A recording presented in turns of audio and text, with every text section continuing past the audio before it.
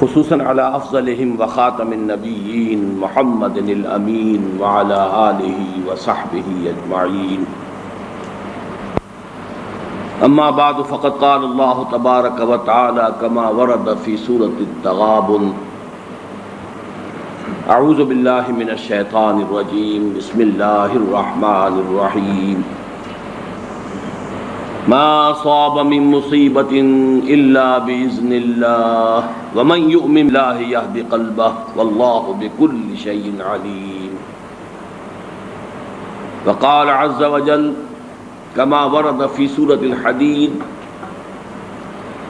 ما أصاب من مصيبة في الأرض ولا في أنفسكم إلا في كتاب من قبل أن نبراها إن ذلك على الله يسير لكي لا تعصوا على ما فاتكم ولا تفرحوا بما آتاكم والله لا يحب كل مختال فخور. وقال عز وجل كما ورد في سورة الأعلى: سبح اسم ربك الأعلى الذي خلق فسوى والذي قدر فهدى. صدق الله العظيم. رب اشرح لي صدري ويسر لي أمري واحلل عقدة من لساني يفقهوا قولي. اللهم ربنا ألهمنا رشدنا واعذنا من شرور أنفسنا. اللهم ارنا الحق حقا وارزقنا اتباعه وارنا الباطل باطلا وارزقنا اجتنابه. اللهم وفقنا لما تحب وترضى آمین یا رب العالمین. حضرات، مجھے بھی اندازہ ہے کہ یہ تقدیر کے مسئلے پر ہماری بحث اس ضرورت سے زیادہ طول کھینچ گئی ہے. میں اعتراف کرتا ہوں کہ ابتداءً مجھے یہ اندازہ نہیں تھا کہ یہ بات اتنی پھیل جائے گی. تاہم جب گفتگو شروع ہوئی تو اس کے مختلف پہلو ایسے سامنے آتے چلے گئے کہ جن کے بارے میں یہ گمان ہوا کہ پورے مسئلے کو اگر میں سلجھا نہ بھی سکوں، اس لیے کہ بڑا پیچیدہ مسئلہ ہے، تب بھی جس حد تک انشراح اللہ تعالیٰ نے مجھے عطا فرمایا ہے، کم سے کم اس حد تک بات آپ کے سامنے بھی بیان کر دوں اور ریکارڈ بھی ہو جائے، تاکہ اس کے استفادے کا دائرہ، افادے کا دائرہ وسیع ہو سکے. ہمارے بعض احباب اور رفقا کی طرف سے بھی یہ بات آئی ہے کہ اس درس کو تو زیادہ ایکشن اورینٹڈ ہونا چاہیے، عمل پر آمادہ کرنا اور حرکت میں لانا.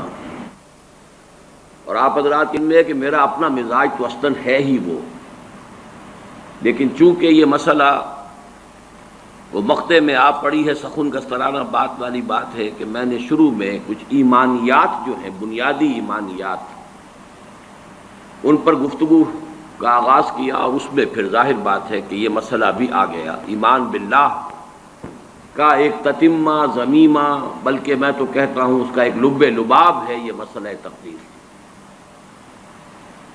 جو مباحث آپ کے سامنے آ چکے ہیں ان کو تو میں اب دہراؤں گا نہیں.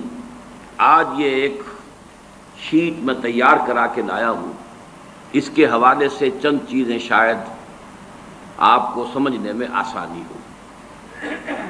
مسئلہ تقدیر، سب سے پہلے لغت اور اصطلاح کی بحث ہے.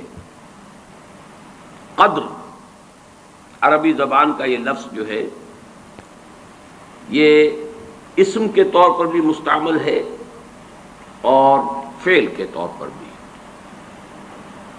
اور اس کا صحیح ترین مفہوم اردو میں ادا کرنا مشکل ہے.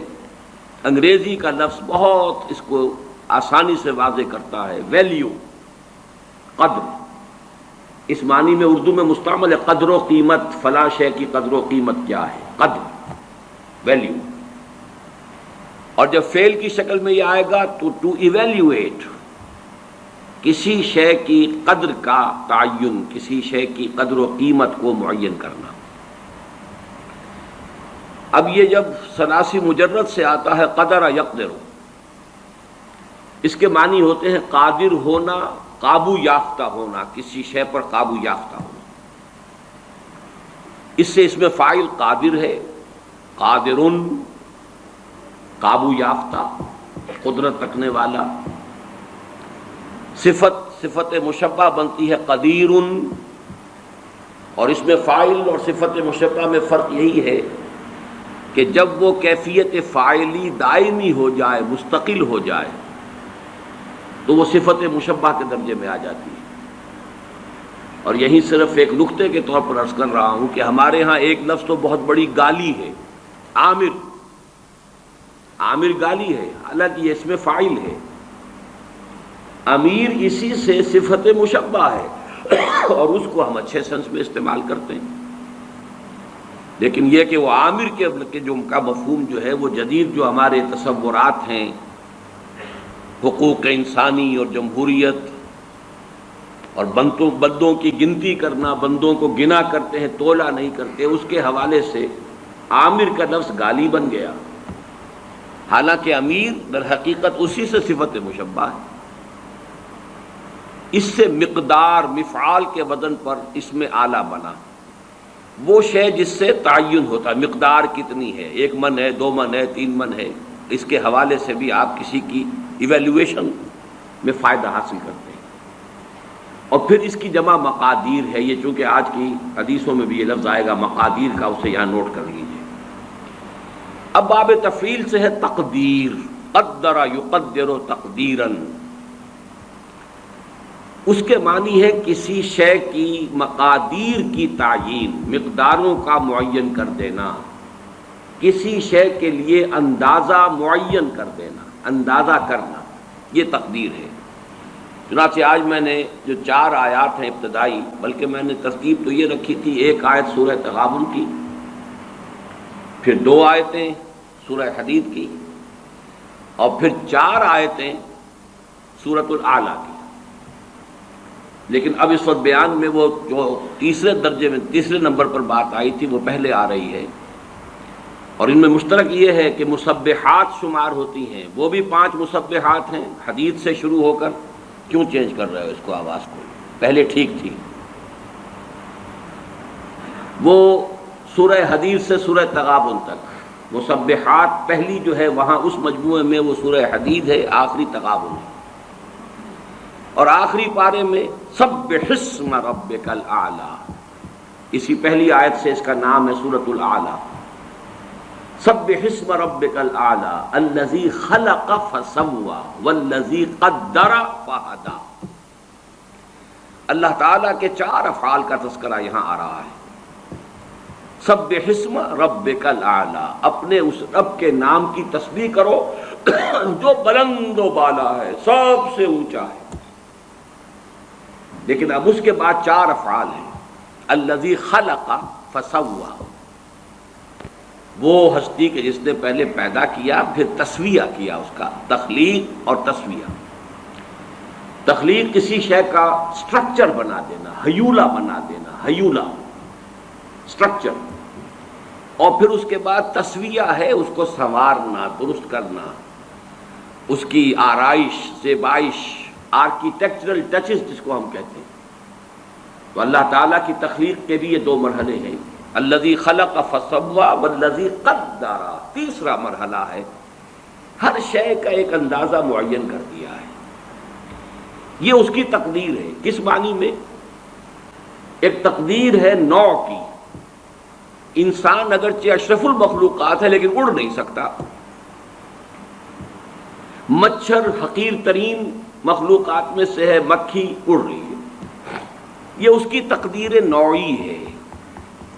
ہر سپیشیز کے لیے اللہ نے ایک اندازہ مقرر کر دیا ہے، اس سے وہ باہر نہیں جا سکتا۔ ہر چیز کے لیے لمٹس ہیں، ہر چیز کے اندازے ہیں۔ تو اس انداز میں نے ایک مثال دی، زیادہ کا وقت نہیں ہے اس وقت۔ تو پہلے ہے تخلیق، پھر ہے تسویہ، والذی قدر، پھر ہر شے کے اندازے معین کر دیے، والذی قدر فہدی، پھر راستہ کھول دیا، ہدایت دے دی، اب چلو۔ اب اس میں اپنی جولان گاہ ہے، اس میں اپنی نیکی یا جو بھی بدی تمہارے اندر ہے اس کو بروئے کار لاؤ۔ آئے یہ گوئے ہے اور یہ میدان گوئے ہے، تمہاری یہ لیمیٹیشنز ہیں، یہ شاکلہ ہے، یہ تو معین ہے، لیکن یہ ہم نے میدان کھول دیا ہے، اپنے اس شاکلہ کے اندر اندر جتنی کچھ بھی تم نیکی کما سکو کماؤ، یا جو بدی کے انبار اپنے کندھوں پر لادنے ہو لا دو۔ تو یہ چار الفاظ ذہن میں رکھیے، یہاں تقدیر قدرا، سبح اسم ربک الاعلی الذی خلق فسوی والذی قدر فہدی والذی یخرج المرعی، وہ اب آگے بات لمبی چلے گی۔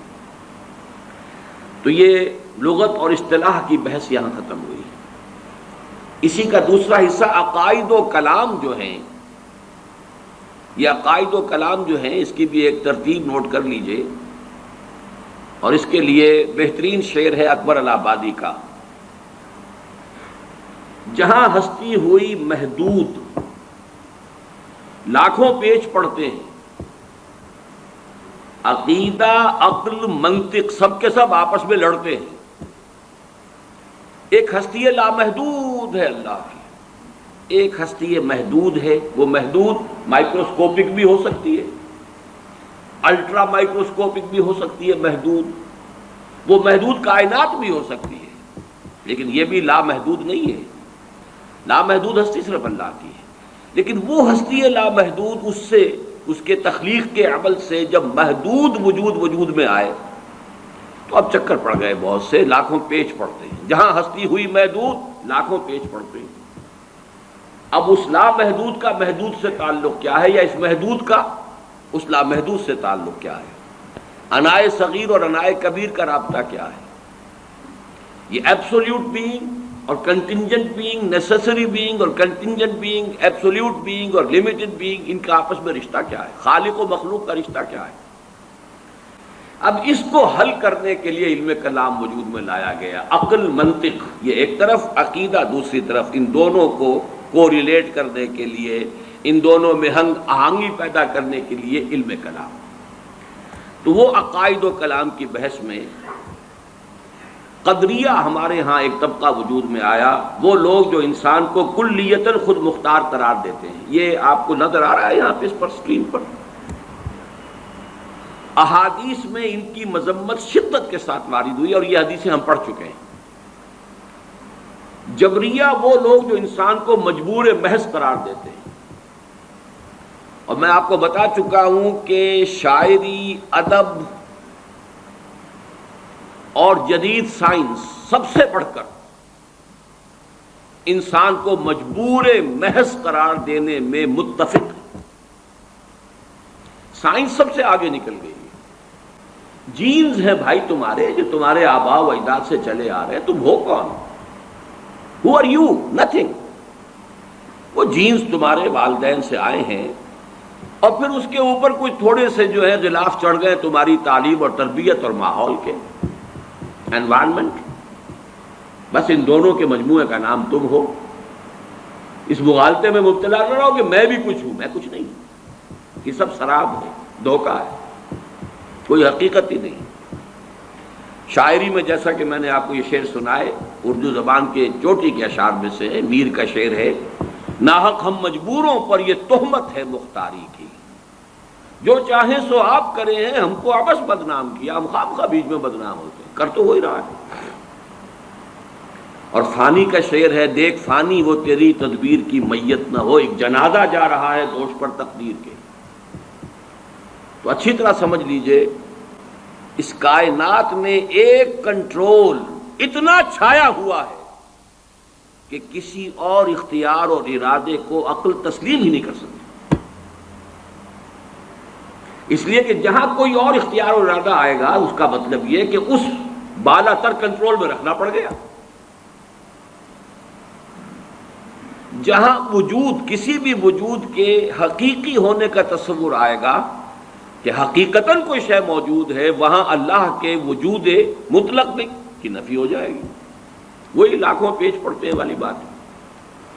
بہرحال سائنس، ادب، فلسفہ یہ سب جبریت کی طرف لاتے ہیں، اور ہمارے جو کلامی نظریات تھے ان میں سے مرجیہ وہ ہیں کہ جنہیں بس یہ کہ کسی عذاب ثواب کا کوئی وہ نہیں ہے، کوئی عذاب کا کوئی سوال ہی نہیں، امید ہی امید ہے، اس لیے کہ جب مجبور ہے تو سزا کائے کی دے گا؟ وہ جو کچھ کر رہے ہیں ہم اس کے جبر کی وجہ سے کر رہے ہیں، سزا کا کوئی سوال نہیں۔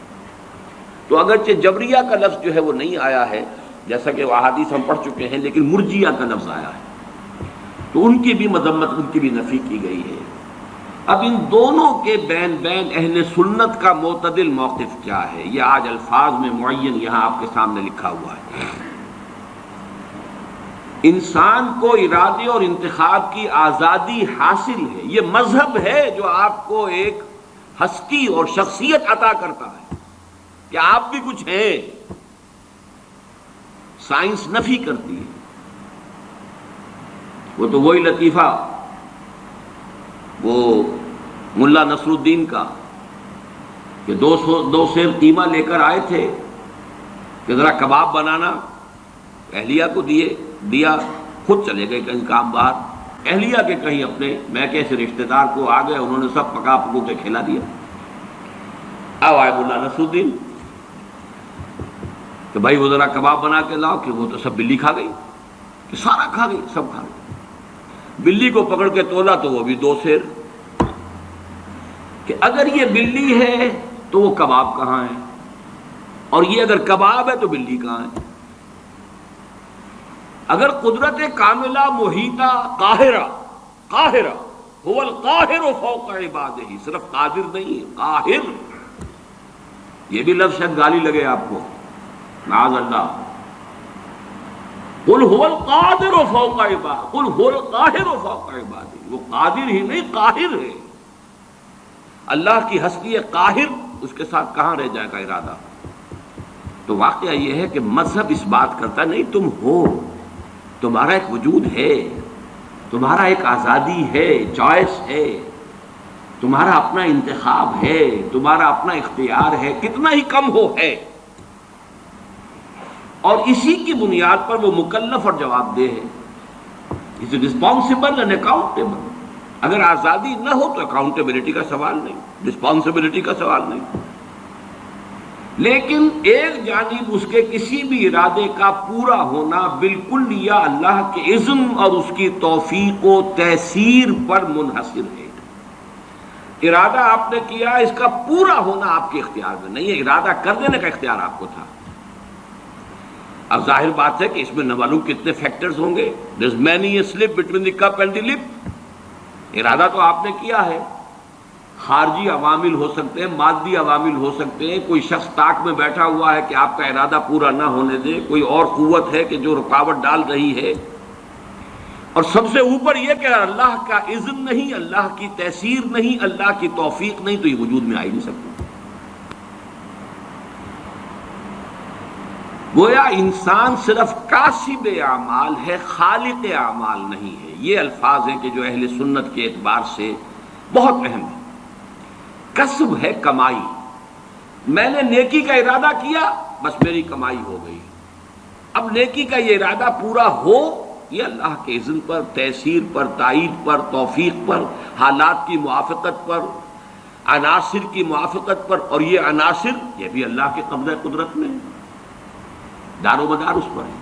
تو اعمال کا خلق ہونا، واللہ خلقکم وما تعملون، اللہ ہی نے تمہیں بھی پیدا کیا ہے، تمہارے اعمال کو بھی پیدا کیا ہے، تم اپنے اعمال کے خالق نہیں ہو۔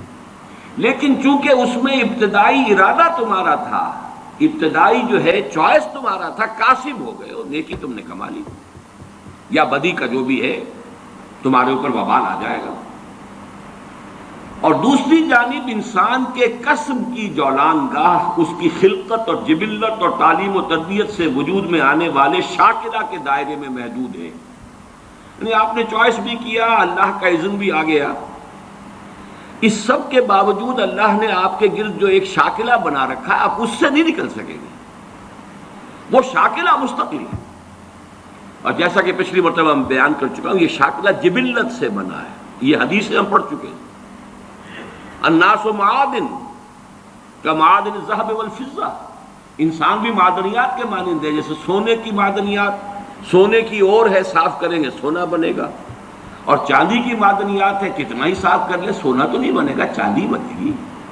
اس اعتبار سے انسانوں کی بھی خلقت یہ جس کو فارسی میں سرشت کہیں گے اور جدید سائیکالوجی کی اصطلاح میں جبلت کہیں گے، ما جبل علیہ، حدیث کے اندر بھی الفاظ یہ ہے ما جبل علیہ، اس پر جو ہے اس سے ایک شاکلہ وجود میں آ گیا ہے، اس کی بنا پر آپ جو محنت کریں گے اس کے نتائج نکل آئیں گے۔ لیکن اب اس کا ایک نتیجہ نکلتا ہے بہت اہم۔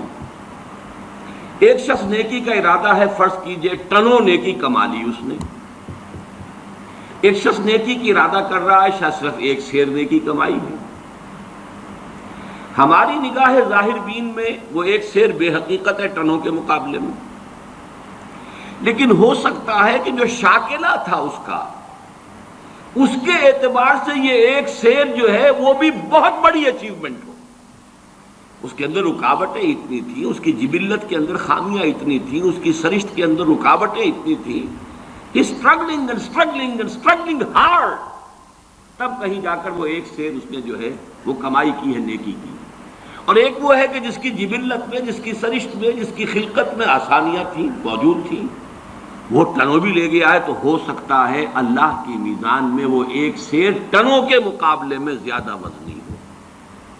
یہ ہے نہایت پر امید بات۔ پہلا جو ہے وہ پر امید معاملہ کیا ہے کہ ہم ہیں، ہماری نفی نہیں ہے، میرا چوائس، میری مرضی، میری پسند، اس کو بھی اول دخل ہے۔ دوسرا، میری رسپانسبلٹی جو ہے اللہ کے ہاں وہ اس مقدار پر نہیں ہوگی، بلکہ میرے شاکلہ کے اعتبار سے مجھے ایسس کیا جائے۔ اس کو 5 مرتبہ، میں پچھلی مرتبہ وہ 5 آیات آپ کو سنا چکا ہوں۔ لا یکلف اللہ نفسا الا وسعها، اللہ کسی جان کو اس کی وسعت سے زیادہ رسپانسبل، اکاؤنٹیبل نہیں ٹھہرائے گا۔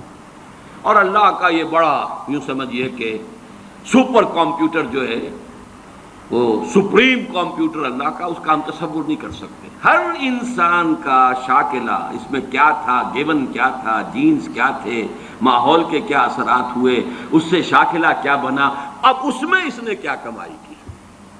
جیسے غزوہ تبوک کا وہ واقعہ ہے کہ بیچارے ایک غریب مزدور انصاری صحابی نے وہ کچھ تھوڑی سی کھجوریں پیش کی لا کر چندے میں، ساری رات محنت کی کسی یہودی کے باغ میں، وہاں محنت کر کے آبیاری کی باغ کی، اور جو صبح کو کھجوریں ملی کچھ، اس میں سے آدھی گھر والوں کو دے دی، یہ دن بھر کا راشن ہے، آدھی لا کر حضور کی خدمت میں پیش کر دی۔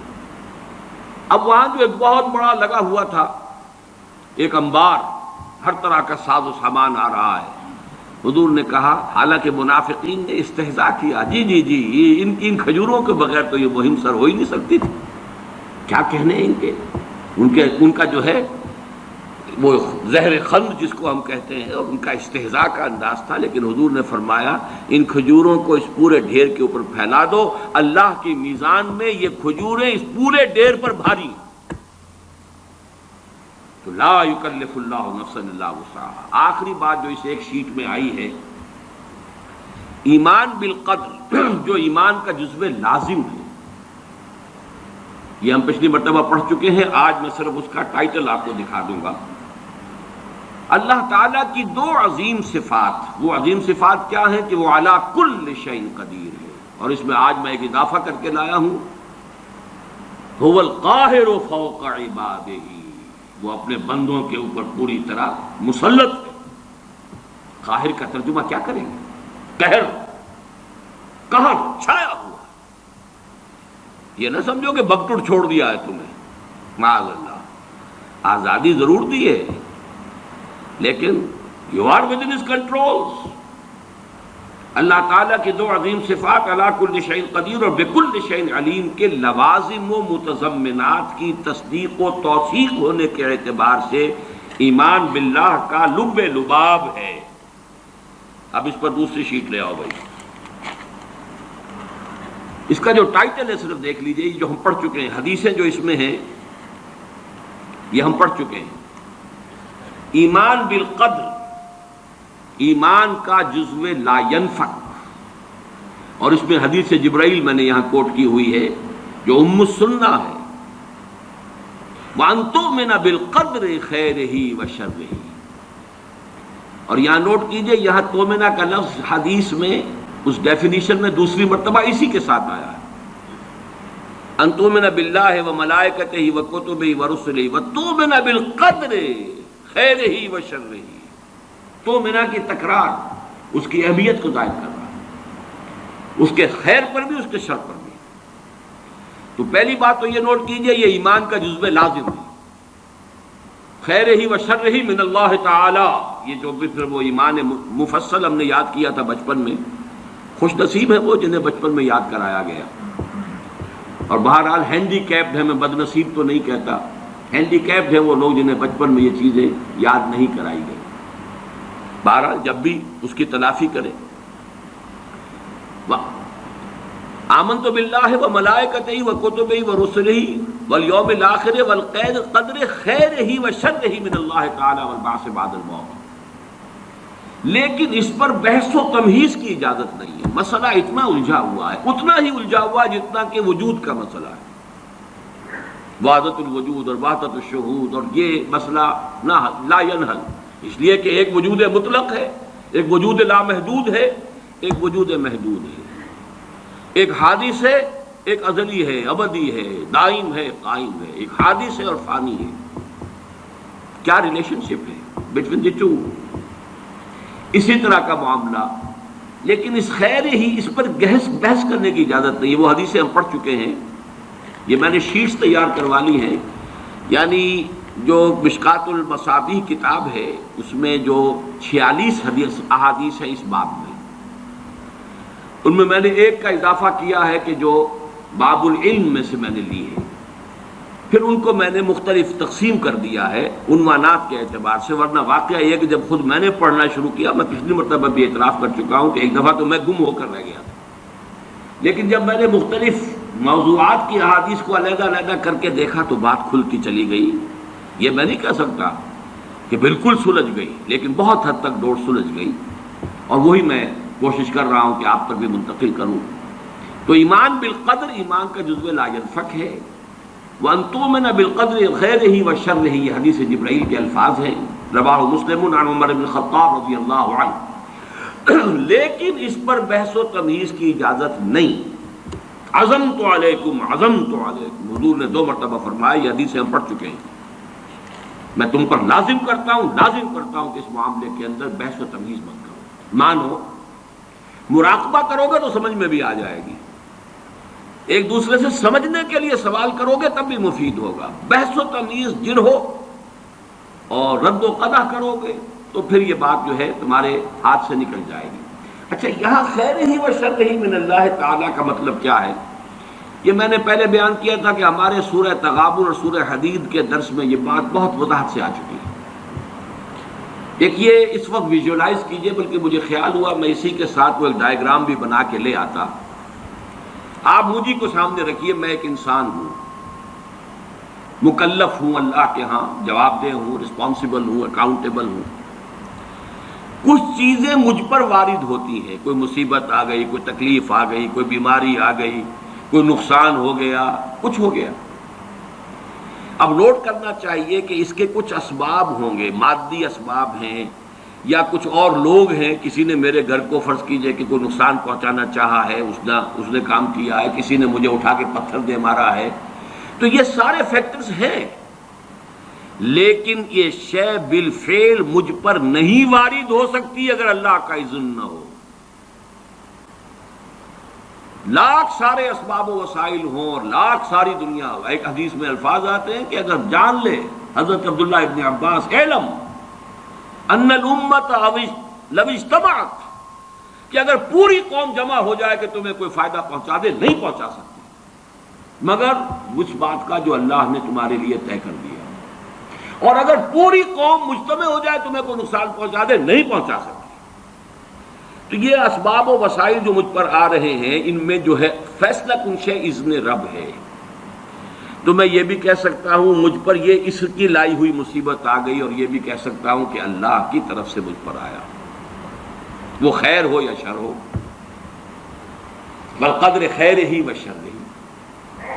بھلائی کسی نے کرنی چاہیے، اس کا مجھے احسان ماننا چاہیے، اس کا مجھے شکریہ ادا کرنا چاہیے، کوئی بدلہ دے سکتا ہوں تو دینا چاہیے، یہ دنیا کا معاملہ ہوگا۔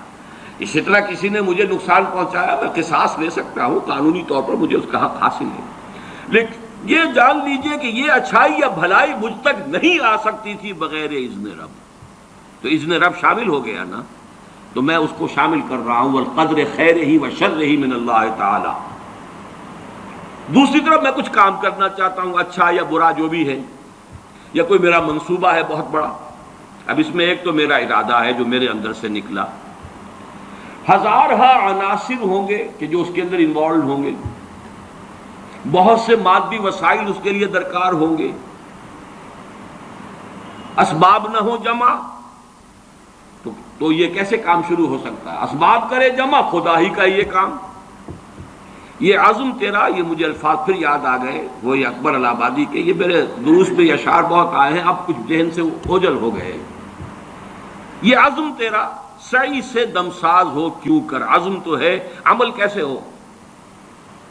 اسباب نہ ہو جمع تو آغاز ہو کیوں کر، اسباب کرے جمع، خدا ہی کا ہے یہ کام، طالب ہو تو خدا سے، تو دعا ہی کا ہے یہ کام۔ یہاں پر بھی ایک فیکٹر ابھی اکبر الہ آبادی کی نگاہ سے بھی اوجھل ہے۔ دیکھیں میرا ایک عزم ہے، میرا ایک ارادہ ہے، اس کے لیے کوئی مادی وسائل، کچھ لوگوں کا تعاون درکار ہے، وہ بھی اللہ کے کنٹرول میں ہے، اللہ چاہے گا تو آئے گا۔ پھر بالآخر کسی شے کا پورا ہو جانا، آخری درجے میں پھر اللہ کے اذن کا طالب ہے۔ یہاں تک کہ حضور نے فرمایا کہ جو لقمہ بھی ابن آدم کے حلق سے نیچے اترتا ہے، اب وہ سارا آپ نے اس کے لیے کمائی کی، محنت کی، وہ کھانا پک گیا، آپ کی اہلیہ نے پکا لیا گھر پہ، اب یہ لقمہ اتر رہا ہے، اس وقت بھی اللہ سے اذن چاہتا ہے کہ میں اس کے حق میں غذا کا کام دوں یا زہر بن کر لڑ جاؤں۔ لہذا میں یہ بھی کہہ سکتا ہوں کہ یہ کام اس طرح ہو گیا، میرے کرنے سے ہو گیا، ان اسباب سے ہو گیا، ان مددگاروں کی مدد سے ہو گیا، اور یہ بھی کہہ سکتا ہوں کہ یہ کام میں نے نہیں کیا، اللہ نے کیا۔ صرف جو ہمیں تلقین کی گئی ہے وہ یہ ہے، خیر وجود میں آ جائے تو اسے اللہ کی طرف منسوب کرو۔ الحمدللہ الذی ہدانا لہذا وما کنا لنہتدی لولا ان ہدانا اللہ۔ قل حمد، قل شکر، قل تعریف اس اللہ کی ہے جس نے ہمیں ہدایت عطا فرمائی، ہم ہرگز ہدایت نہ پا سکتے اگر اللہ ہمیں ہدایت نہ دیتا۔ غلطی ہو جائے تو اسے اپنی جانب منسوب کرو، ربنا ظلمنا انفسنا وان لم تغفر لنا وترحمنا لنکونن من الخاسرین۔ شیطنت اس کے برعکس ہے، خیر ہے تو میری، میں نے کی، اور شر ہے تو اللہ تو نے کروایا۔ فبما اغویتنی، اے اللہ تو نے جو مجھے اغوا کیا ہے، تو اب میں ثابت کر کے رہوں گا کہ یہ آدم اس اکرام و تکریم کا مستحق نہیں تھا جو تو نے اس کو عطا کر دی۔ یہ ہے شیطنت، شیطانیت، اور وہ ہے آدمیت۔ غلطی ہو، خرابی ہو، اپنی طرف منسوب کرو، اور اگر کوئی خیر ہے اللہ نے۔ اب آئیے اگلا لو بھائی، جو سیکشن ہے، شیٹ نہیں، اللہ ہر چیز پر قادر بھی ہے اور قاہر بھی۔ یہ میں نے الفاظ آپ سے کہا تھا کہ آج میں یہ ایڈ کر کے لایا ہوں تاکہ بات اب کھل جائے، آج کوئی پہلو جو ہے میرے امکانی حد تک اس میں جو ہے مشتبہ اور خفی نہ رہ جائے۔ ہوا علی کل شیء قدیر، یہ تو بے شمار آیات مرتبہ آیا ہے، وَهُوَ الْقَاهِرُ فَوْقَ عِبَادِهِ، یہ بھی 2 مرتبہ ہے۔ لہذا انسان کو جو قدرت بھی حاصل ہے وہ محدود بھی ہے اور مستعار بھی ہے، یہ دونوں الفاظ نوٹ کیجئے۔ اب یہ جو شرک کی بحث ہوتی ہے ہمارے ہاں اور اقسام و شرک، اللہ کا وجود ذاتی ہے، لامحدود ہے، قدیم ہے، ما سوا کا وجود عطائی ہے، اللہ نے عطا کیا ہے، حادث ہے، محدود ہے۔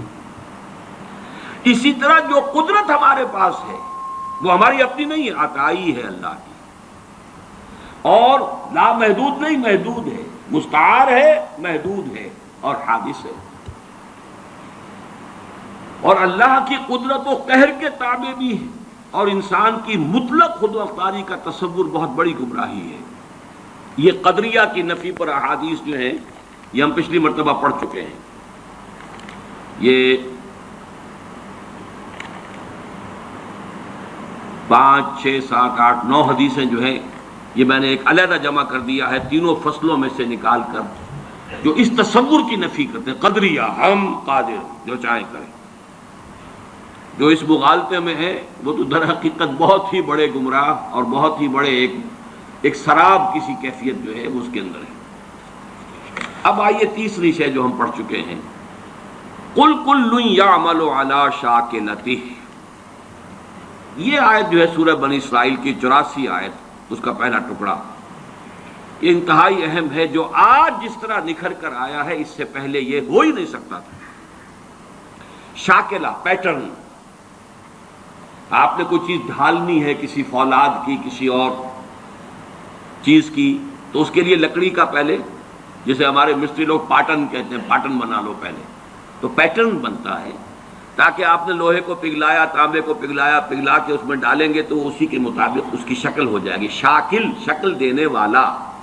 تو اس کو جو فارم دینے والی شے ہے وہ اس کا فرما، جس کو ہم کہہ دیتے ہیں، وہ فارم ہے نا. فرما، یہ فرما ہے جو اس کو فارم عطا کرے گا. یا یہ کہ یہ پاٹن ہے، پیٹرن ہے، اس کے اندر ڈھلے گی جو شے اسی کے مطابق ہو جائے گی، وہ ہے شاکلہ. اور یہ شاکلہ جو ہے آج ہمیں معلوم ہے جینز کے حوالے سے. ابھی حال ہی میں چند ہی روز پہلے کلوننگ کے موضوع پر ایک مذاکرہ سا ہوا تھا پنجاب یونیورسٹی میں، اور میں اس میں سامع کی حیثیت سے گیا تھا، اور مجھے اس سے فائدہ بھی ہوا، اور احساس ہوا یہ کہ جو میں نے بارہا یہ بات کہی ہے کہ اللہ تعالیٰ نے جو، حالانکہ مجھے پریکٹس نہیں کرنی تھی اور میڈیکل پروفیشن کو اس طرح، اس کے علم میں تو تھا کہ مجھے پرسو کرنا ہی نہیں ہے، پھر بھی مجھے اس طرح سے کیوں گزارا. اگر میں اس میں سے نہ گزرا ہوتا تو یہ ساری بحثیں میرے سر کے اوپر سے گزر جاتی، میں ان کو بالکل سمجھ نہ سکتا. لیکن چونکہ وہ بایولوجی اور اناٹمی اور فزیولوجی اور ایمبریولوجی اور یہ چیزیں پڑھی ہیں، سیل سٹرکچر پڑھا تھا، تو وہ چیز سمجھ میں آتی.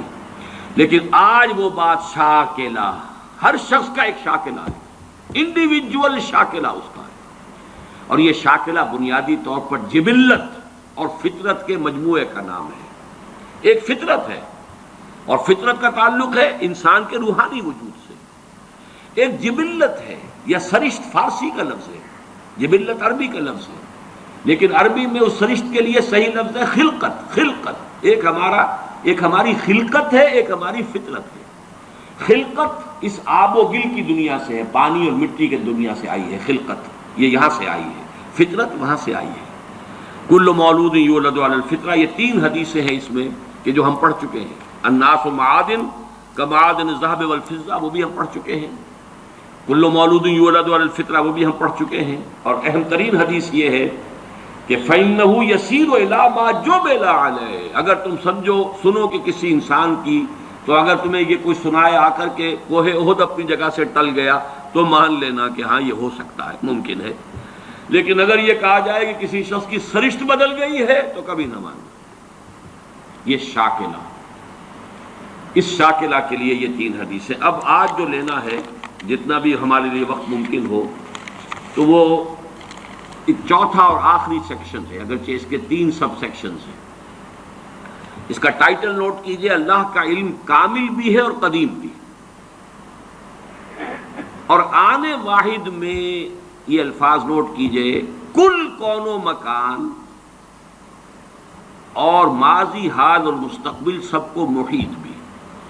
یہ بات اللہ کے علم کے بارے میں اچھی طرح جان لیجئے. کامل اور قدیم، اس کے ساتھ ہی کل کون و مکان کو محیط، یہ اس کا ایک ڈائمنشن ہے. لینتھ اینڈ بریڈتھ، وہ ڈائمنشن ہو گئی کون و مکان. اور مکان میں پھر 3 آتے ہیں، ماضی، حال اور مستقبل. ان سب کو محیط ہے آنے واحد میں. لفظ آنے واحد ہے یہاں اہم ترین. ہر لحظہ ہمیشہ سے اس کا علم کامل تھا، ہمیشہ سے اس کا علم کامل ہے. کہیں اس کی، اور اس کا علم جو ہے اسی کو قرآن اور حدیث میں الکتاب سے بھی تعبیر کیا گیا. ما اصاب من مصیبت فی الارض ولا فی انفسکم الا فی کتاب من قبل ان نبراها ان ذلک علی اللہ یسیر. نہیں پڑتی کوئی پڑھنے والی، نہ اس زمین میں نہ تمہاری جانوں میں، کوئی مصیبت، کوئی تکلیف دہ شے، کوئی ناخوشگوار شے، مگر وہ پہلے سے ایک کتاب میں موجود ہے، اس سے پہلے کہ ہم اسے ظاہر کریں۔ اللہ باری ہے، یہ 3 اسماء بھی آئے ہیں اللہ کے ساتھ ساتھ سورہ حشر کے آخر میں، الباری، الخالق، الباری، المصور، 3 الفاظ، باری، خالق، مصور۔ باری کسی شے کو ظاہر کرنا، اور اس میں فلسفہ یہ ہے، یہ پھر علم کلام کی بحثیں ہو جائیں گی، کہ دیکھیے کوئی شخص، کوئی آرکیٹیکٹ ہے، اس کے دماغ میں پہلے ہیولہ بلڈنگ کا بن جاتا ہے، تب وہ پینسل اٹھاتا ہے، اس کا اسکیچ بناتا ہے۔ یہاں بن چکی ہے بلڈنگ، یہاں کانسیپٹ آ چکا ہے، دماغ میں ہے۔ اسی کو صور علمیہ کہتے ہیں اسلامی فلسفے میں، صور صورت کی جمع، علمی صورتیں جو اللہ کے علم کے اندر ہمیشہ سے تھیں، میں ہمیشہ سے تھا اللہ کے علم میں۔ کیا ممکن ہے کہ علم الہی پر کوئی لحظہ ایسا گزرا ہو کہ جس میں میں موجود نہ ہوں یا آپ موجود نہ ہو؟ ذرا کبھی اس کے تصور کریں گے، مراقبہ کریں گے تو بڑا یوفوریا ہو جائے گا ایک دم، پھر سبحانی ما اعظم شانی بھی آپ کی زبان سے نکل سکتا ہے۔ میں تو ہمیشہ سے اللہ کے علم میں ہوں، اس اعتبار سے میں خود بھی علمی اعتبار سے ہمیشہ سے موجود ہوں۔ ہاں، ایک وقت میں صرف اللہ کے علم میں تھا، اس کے بعد اللہ نے مجھے ظاہر کیا۔ هو اللہ الذی لا الہ الا هو الملک القدوس السلام المؤمن المہیمن العزیز الجبار المتکبر سبحان اللہ عما یشرکون هو اللہ الخالق البارئ المصور له الاسماء الحسنى۔ تخلیق ذہنی پہلے ہے، وہ تخلیق ذہن میں بنتی، علم الہی میں صور علمیہ کی شکل میں موجود تھی، اب باری، برا، اس کو ظاہر کیا، اس کو نمایاں کیا، وہ باہر آیا، اور اب اس کو تصویر کی شکل عطا کی گئی۔ یہ تصویہ اور تصویر ایک ہی لفظ ہے، خلق فسوی والذی قدر فہدی۔ تو اس الکتاب میں جو کچھ لکھا ہوا موجود ہے، اس میں درج کوئی شے غلط نہیں ہو سکتی۔ کیا اللہ کا علم کسی مرحلے پر جا کر غلط ثابت ہو سکتا؟ معاذ اللہ۔ اب ان 2 چیزوں کو ذہن میں رکھیے علم کے حوالے سے، اور تقدیر کا اصل مسئلہ جو ہے جو الجھتا ہے وہ اس مسئلے کو نہ سمجھنے کی وجہ سے۔ لیکن جو الفاظ لکھے ہیں آخری اس کو نوٹ کیجئے، البتہ اللہ کا یہ علم قدیم و قطعی، قدیم بھی ہے، قطعی ہے، پری نالج، جبر محض، یعنی پری ڈیسٹینیشن، یہ فیٹلزم جس کو کہتے ہیں، فیٹلزم، ہر چیز پہلے سے طے ہے، متعین ہے، طے ہے، اور ہمارے ہاتھ میں کچھ نہیں، ہم کچھ نہیں کر سکتے، یہ اس کی نفی۔ یہ دونوں چیزیں لازم و ملزوم نہیں ہے، کوئی مستلزم نہیں ہے۔ پری نالج اور شے ہے، پری ڈیسٹینیشن اور شے ہے۔ اس کے درمیان اگر آپ خط امتیاز کھینچ دیں گے تو کبھی کوئی تشویش نہیں ہوگی، چاہے بحث میں الجھ جائیں، اگر کوئی آپ کو الجھائے، اس کا تو نتیجہ یہ نکلتا ہے، تو اس کا تو یہ نتیجہ نکلتا ہے، تو اس سے یہ لازم آتا ہے، وہ پھر الجھ جائے گی لوگ، جس سے سختی سے روک دیا ہے، عدم تو علیکم، عدم تو علیکم، اب ہذا امرت ام لہذا ارسلت۔ دیکھیے نوٹ کیسے، الفاظ کیسے، کیا میں اس کام کے لیے بھیجا گیا ہوں؟ لیکن یہ کہ بات سمجھ میں آتی ہے اگر اس میں یہ حد فاصل قائم کر دیا جائے، اللہ کا علم قدیم و قطعی یہ پری نالج ہے، لیکن یہ پری ڈیسٹینیشن یا فیٹلزم جس کو ہم کہتے ہیں اس کو مستلزم نہیں ہے۔ ان دونوں کے درمیان رشتہ علیحدہ کر دیجیے۔ اس کے حوالے سے آج کچھ حدیثیں پڑھیں گے، جتنی بھی آج پڑھی جا سکے۔ اس میں سے پہلی 10 حدیثیں تو ہیں کہ جو مشکات شریف میں جو باب ہے ایمان بالقدر، اس کی جو فصل اول ہے، یعنی حدیثیں یا وہ بخاری کی ہیں یا مسلم کی ہیں یا ان سب دونوں میں موجود ہیں تو متفق علیہ۔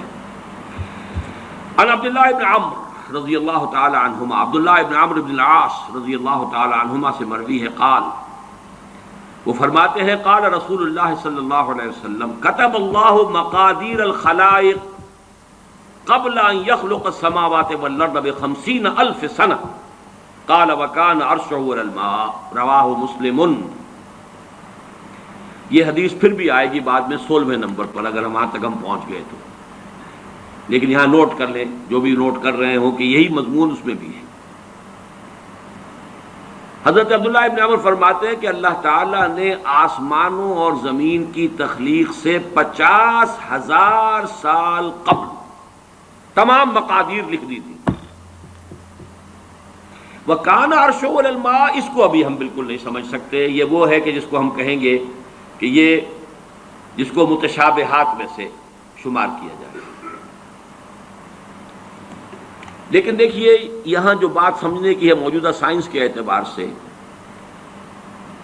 سائنس جہاں تک ہمیں آج لے کر گئی ہے وہ بگ بینگ ہے. تو وہ سمجھتے ہیں بس that is the beginning of the creation. That is wrong.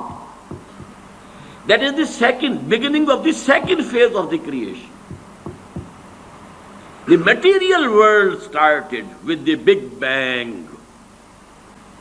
اس سے پہلے spiritual world، عالم ارواح، عالم امر کہیں، عالم ارواح کہیں، جو کل کا کل نورانی تھا. ارواح انسانیہ، ارواح ملائکہ، ملائکہ تو خود ہے ہی مجسم ارواح، یہ موجود تھی اور وہ نورانی ہے.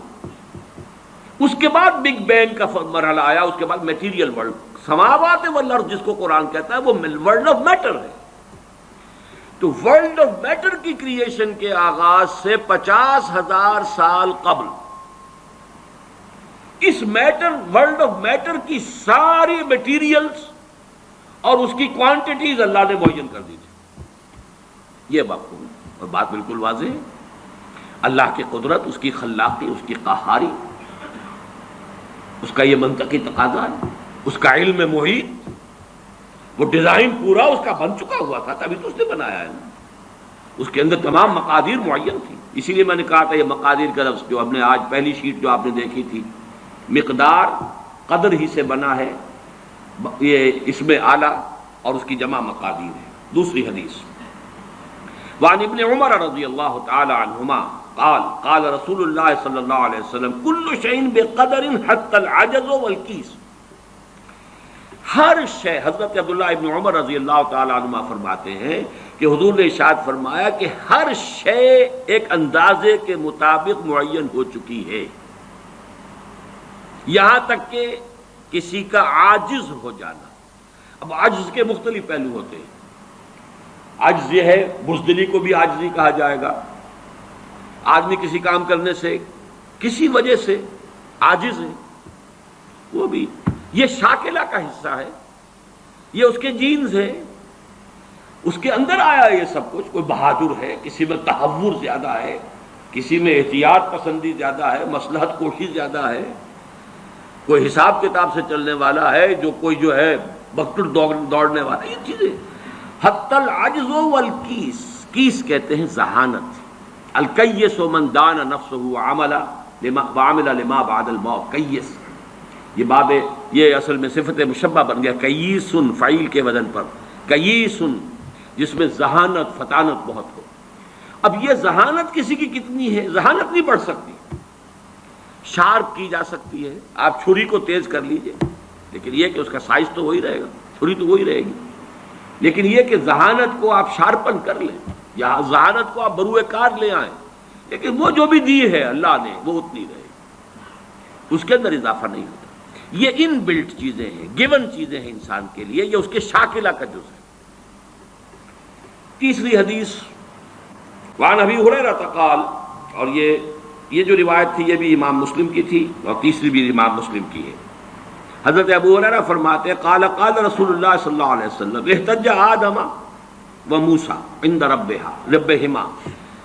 اللہ تعالیٰ کے ہاں آدم اور موسیٰ کے درمیان ایک محاجہ ہوا، بحث ہوئی. فحج آدم و موسیٰ، فحج، اور آدم جو ہے وہ موسیٰ پر غالب آ گئے. قال موسیٰ، حضرت موسیٰ نے یہ کہا انت آدم الذی خلق اللہ بیدہ، خلقک اللہ بیدہ، آپ ہیں نا وہ آدم جسے اللہ نے اپنے ہاتھ سے بنایا تھا. وَنَفَخَ فِيكَ مِن رُوحِهِ، اور پھر آپ نے اپنی روح میں سے پھونکا. واسجد لک ملائکتہ، اور سارے اپنے فرشتوں کو آپ کے سامنے سجدے میں ڈال دیا، واسکنک فی جنت ہی، اور پھر آپ کو اپنی جنت کے اندر اس نے مقام دیا اور وہاں ٹھہرایا، ثم اہبطت الناس بخطیئتک الی الارض، پھر یہ آپ نے اپنی خطا کی وجہ سے ہم انسانوں کو جو ہے زمین پہ اٹھا دے مارا، زمین پر اتروا دیا، گویا کہ الزام پروسیکیوشن کر رہے ہیں حضرت موسیٰ حضرت آدم کی، اللہ نے یہی احسانات آپ پر کیے اور آپ نے اپنی اس غلطی کی وجہ سے ہمارے ساتھ یہ معاملہ کرا دیا۔ قال آدم، اب حضرت آدم کی باری آئی، انت موسیٰ الذی اصطفاک اللہ برسالتہ و بکلامہ، آپ وہی موسیٰ ہیں نا جنہیں اللہ نے چنا رسالت کے لیے اور اپنے کلام کے لیے۔ کلم اللہ موسیٰ تکلیما، یہ خاص ایک مقام تھا جو حضرت موسیٰ کو عطا ہوا ہے۔ وَأَعْطَاكَ الْأَلْوَاحَ فِيهَا تِبْيَانُ كُلِّ شَيْءٍ، اور پھر وہ آپ کو تختیاں دی تھیں جو سٹونی ٹیبلٹس، جس کے اندر ہر شے ہدایت کا پورا سامان موجود تھا۔ وَقَرَّبَكَ نَجِيًّا وَقَرَّبْنَاهُ نَجِيًّا، یہ قرآن مجید میں ہے، اور آپ کو قریب کیا تھا گفتگو کرنے کے لیے، کوہ طور پر بلایا، براہ راست مکالمہ کیا۔ فَبِكَمْ وَجَدتَّ اللَّهَ كَتَبَ التَّوْرَاةَ قَبْلَ أَنْ أُخْلَقَ، تو تم نے کیا دیکھا، تورات میں کیا پڑھا کہ کائنات کی تخلیق سے کتنا عرصے پہلے اللہ نے تورات لکھ دی تھی؟ قال موسیٰ 40 عاما، تورات میں ہوگا کہیں کہ تورات اللہ نے کائنات کی تخلیق سے 40 برس پہلے لکھ دی۔ قال آدم، پھر حضرت آدم نے فرمایا فَهَلْ وَجَدْتَ فِيهَا وَعَصَىٰ آدَمُ رَبَّهُ فَغَوَىٰ، اس میں آپ نے یہ آیت بھی پڑھی کہ نہیں پڑھی کہ آدم نے اپنے رب کی نافرمانی کی اور وہ راہ ہدایت سے عارضی طور پر وہ گویا کہ منحرف ہو گئے؟ قال نعم، موسیٰ نے کہا ہاں یہ تو میں نے پڑھی۔ قال فتلومنی علی ما عملت عملا كتبه الله على ان اعمله قبل ان يخلقني ب40 سنة، تو اب کیا آپ مجھ پر الزام لگا رہے ہیں اس چیز کے لیے کہ جو اللہ نے لکھ دی تھی میری تخلیق سے بھی 40 برس قبل؟ اخلقہ ہے یہاں پر، اخلقہ، جبکہ میں پیدا کیا جاؤں۔ قال رسول اللہ صلی اللہ علیہ وسلم حج آدم موسیٰ، تو حضرت حضور نے فرمایا کہ حضرت آدم جو ہے وہ بازی لے گئے حضرت موسیٰ پر۔ اب یہاں پہ جو لفظ میں چاہتا ہوں خاص طور پر نوٹ کر لیں، اس حدیث میں کئی سوالات اٹھ کھڑے ہوتے ہیں ذہنوں میں، وہ لفظ کتاب ہے، کتب، یہ کتاب ہے اللہ کا وہ علم قدیم، اس کو اسی کے حوالے سے اسی دروازے سے اس حدیث میں داخل ہوں گے تو کوئی اشکال نہیں، اور اگر ادھر ادھر کہیں بھٹک جائیں گے تو پھر یہ کہ اس سے نکلنا نصیب نہیں ہوگا، لیکن یہ اللہ کا وہ علم قدیم ہے جو غلط نہیں ہو سکتا۔ چوتھی حدیث، اچھا یہ بڑی اہم ہے اور یہ 40 نووی میں بھی ہے، اور اس میں وہ بات واضح ہو جائے گی کہ فطرت کی جڑ کیا ہے اور خلقت کی جڑ کیا ہے۔ وعن ابن مسعود رضی اللہ تعالی عنہ، حضرت عبداللہ ابن مسعود سے مروی ہے، قال حدثنا رسول اللہ صلی اللہ علیہ وسلم وهو الصادق المصدوق، وہ فرماتے ہیں کہ ہمیں بتایا اللہ کے رسول صلی اللہ علیہ وسلم نے، اور نوٹ کرو وہ صادق ہیں مصدوق ہیں، صادق ہیں سچے ہیں، مصدوق ہیں کہ ان کی سچائی پر خود اللہ گواہ ہے۔ اچھا یہ کیوں کہنے کی ضرورت پیش آئی؟ کسی عام طور پہ شک میرے علم میں تو نہیں کہ کسی اور حدیث سے پہلے یہ الفاظ ہوں، اس لیے کہ اس میں جو امور آ رہے ہیں وہ عام ذہن انسانی اس کو ذرا قبول کرنے سے تھوڑا سا ہچکچاتا ہے، رکتا ہے، تو اس لیے ایمفیسائز کیا ہے وَهُوَ الصَّادِقُ الْمَصْدُوقُ۔ وہ کیا بتایا حضور نے؟ اَنَّ خَلْقَ أَحَدِكُمْ يُجْمَعُ فِي بَطْنِ أُمِّهِ 40 يَوْمًا، تم میں سے ہر شخص کی خلقت اس کے ماں کے پیٹ میں 40 دن ہوتی ہے، نطفتن، 40 یوما نطفتن، وَيَكُونُ عَلَقَةً مِثْلَ ذَلِكَ، اسی طریقے سے پھر وہ علقہ کی صورت میں ہوتی ہے، ثُمَّ يَكُونُ مُضْغَةً مِثْلَ ذَلِكَ، پھر اتنا ہی عرصہ اس کا مضغہ کی ایک سٹیج ہے، ثُمَّ يَبْعَثُ اللَّهُ إِلَيْهِ مَلَكًا ب4 کلمات، پھر اس کو اللہ تعالیٰ اس کے پاس بھیجتا ہے، یعنی یہ 120 دن 4 مہینے، اس کے بعد نفخ روح ہوتی ہے، اور اس نفخ روح کے ساتھ ہی وہ جو علم الہی کی کتاب قدیم ہے اس میں جو اس شخص کا کھاتا ہے پرٹیکولر، اس کا پرسنل لیجر جو ہے، وہ اس کی پوری کاپی جو ہے وہ وہاں پر درج کر دی جاتی ہے۔ تو اللہ تعالیٰ بھیجتا ہے، یا یہیں سے بعض فقہا نے یہ مسئلہ نکالا ہے کہ 120 دن تک 4 مہینے تک جو جنین ہوتا ہے رحم مادر میں، اس پر انسان کا اطلاق نہیں ہو سکتا۔ وہ حیوان انسان تو ہے صرف، ابھی انسان نہیں ہے۔ انسان اس وقت مکمل ہوگا جب روح پھونکی جائے گی، اور وہ 120 دن کے بعد ہے۔ ثم یبعث اللہ الیہ ملکا، پھر اللہ تعالیٰ بھیجتا ہے اس کی جانب ایک فرشتے کو، باربع کلمات، 4 باتوں کے ساتھ، فیکتب لہ، اب یہاں پہ کتاب کے لفظ کو پھر نوٹ کر دیجئے، میں سمجھتا ہوں بڑا مناسب لفظ زبان پر آ گیا کہ وہ جو ایک بڑا وہ سپریم کمپیوٹر ہے، اس میں جو بھی کھاتا ہے پرسنل اس شخص کا، اس انڈیویجول کا، جو فلاں تاریخ کو فلاں جگہ پر وہ 120 دن کا جنین بن جائے گا، اس کا کھاتا وہاں سے لا کر منتقل کر دیا جاتا ہے، اور یہ ہمارے وجود میں پیوست کر دیا جاتا ہے۔ یہ بھی نوٹ کریں، یہ سورہ بنی اسرائیل میں ہے،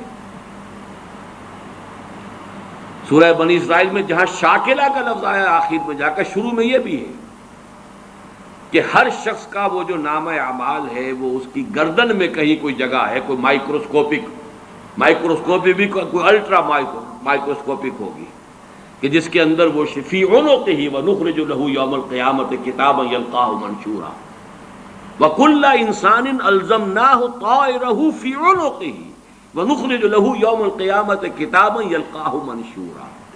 تو یہ کہیں وہ ہے کھاتا، جیسے کہ دل میں روح ہے جسے ہم نہیں جانتے، وہ ہمارے ڈسیکشن میں، ہمارے مطالعے میں، ہمارے جو حواس مادی ہیں ان کی گرفت میں نہیں آتی ہے۔ اسی طریقے سے گردن میں کہیں انسان کے کوئی شے ہے کہ جہاں پر کہ وہ ہمارا وہ کھاتا جو ہے اس مکمل کتاب الہی، وہ جو اس کا علم الہی جو قدیم ہے اور قطعی ہے، اس سے اس کی پرسنل جو ہے وہ کھاتا وہ آ کے یہاں پہ درج کیا جاتا ہے۔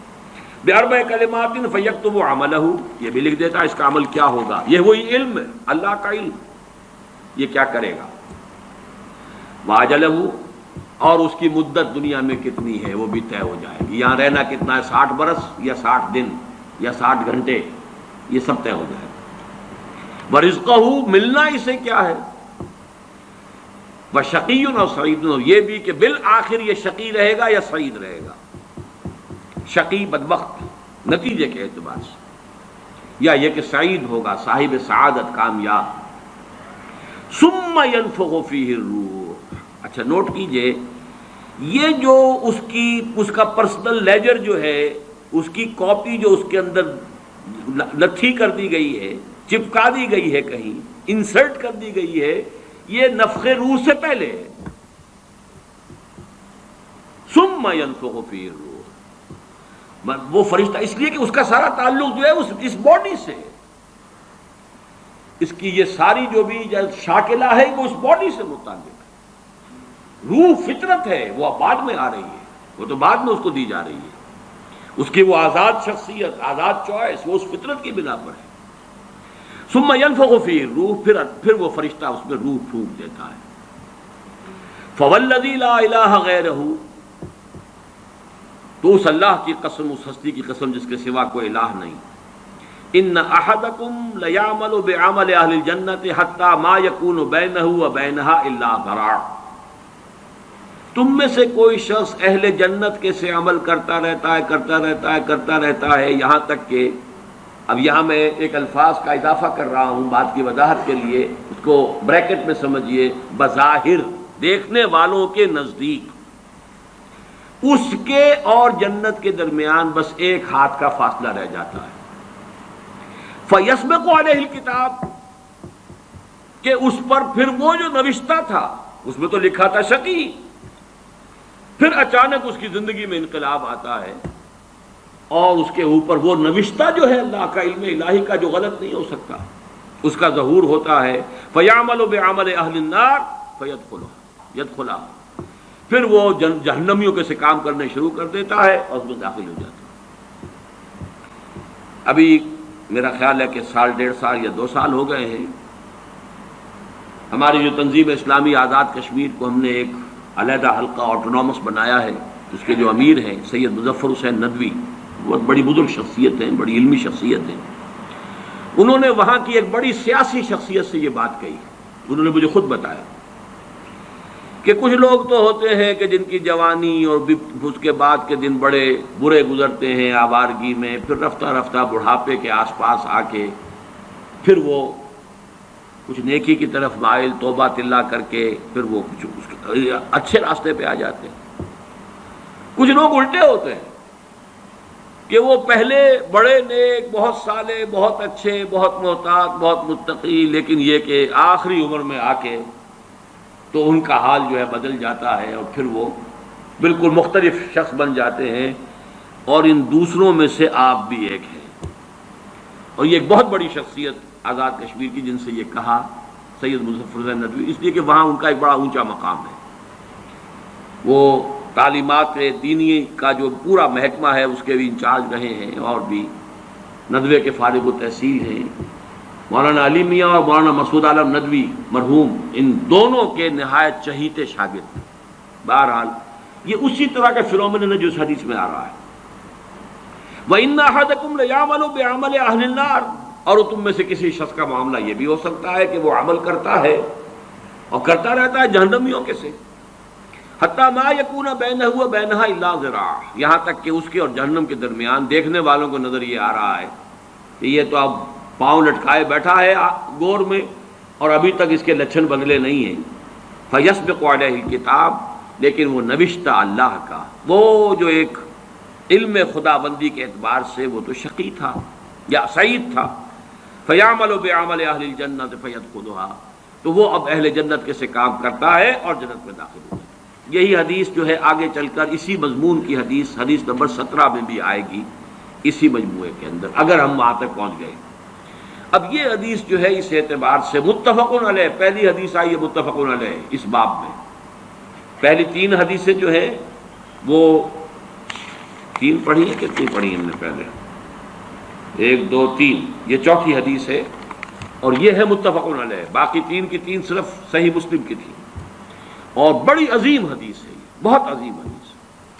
ایک تو فطرت اور جبلت یہاں واضح ہو گئی، ایک سرشتے خلقت ہے انسان کی، ایک فطرت ہے۔ فطرت ہے، اس کا تعلق اس کا روح ملکوتی سے، وہ روح ہے۔ ثم ينفخ فیہ الروح، روح پھونکتا ہے اس میں۔ اس سے پہلے 120 دن کا جو یہ جنین ہے، جو امبریو ہے، اور وہ لیونگ ہے، اس کے اندر لائف کے تمام جو بھی اوصاف ہے وہ موجود ہے، وہ تو پہلے دن سے ہے۔ سپرمیٹوزوون بھی اگر تھا تو وہ بھی زندہ تھا، متحرک تھا، فعال تھا، اور اگر اوم تھا ماں کی طرف سے تو وہ بھی زندہ شے تھی، لیونگ ایک آرگنزم ہے۔ لہذا کوئی وقت بھی اس کے اوپر ایسا تو نہیں آیا، وہ تو حیات سے حیات چلی آ رہی ہے۔ وہ ماں کی حیات اور باپ کی حیات، ان دونوں سے مل کر حیات کا ایک سلسلہ جو ہے وہ شروع ہو گیا ہے۔ لیکن 120 دن کے بعد وہ مرحلہ آتا، اس سے پہلے خلقت ہے صرف، اور اس خلقت سے تعلق ہے ان 4 چیزوں کا جس کا تعلق کتاب سے۔ یہ ہے گیون چیزیں اس کے لیے۔ البتہ یہ کہ اس کے بعد جب روح پھونکی گئی، یہ روح وہ ہے کہ جو اس کا اپنا چوائس ہے۔ اب دیکھیے، اگر کسی کی خلقت کے اندر بدی کے رجحانات بہت تھے، اس کی روح سٹرگل کر رہی ہے شاکلہ کے اندر، شاکلہ سے باہر نکل نہیں سکتی۔ Great resistance it has to overcome, کرتے یوں سمجھیے کہ جیسے دیمک جو ہے کسی چوکھٹ کو اندر سے کھا رہی ہے، ایک وقت آتا ہے کہ وہ اوپر ظاہر ہو جاتی ہے۔ تو اس کے اندر جو ہے خلقت میں اگر نیکی کا رجحان زیادہ تھا، لیکن اس کی اپنی چوائس بدی کی ہے، تو اسے سٹرگل کرنی پڑی ہے اپنی نیکی کو دبانے میں، اس وقت تک نیکی ظاہر ہو رہی ہے، لیکن بالآخر وہ کامیاب ہو جاتا ہے، اس لیے کہ وہ شقی تھا، اور آخر میں وہ دیمک جو ہے شقاوت کی وہ ظاہر ہو جاتی ہے۔ اگر بدی کے رجحانات اس کی خلقت میں زیادہ تھے، گیون شاکلہ جو ہے وہ نیگیٹو زیادہ تھا، وہ کوشش کر رہا ہے. اب یہ سٹرگل جو ہے انسان کی شخصیت کے اندر ہو رہی ہے، اللہ جانتا ہے اس کو.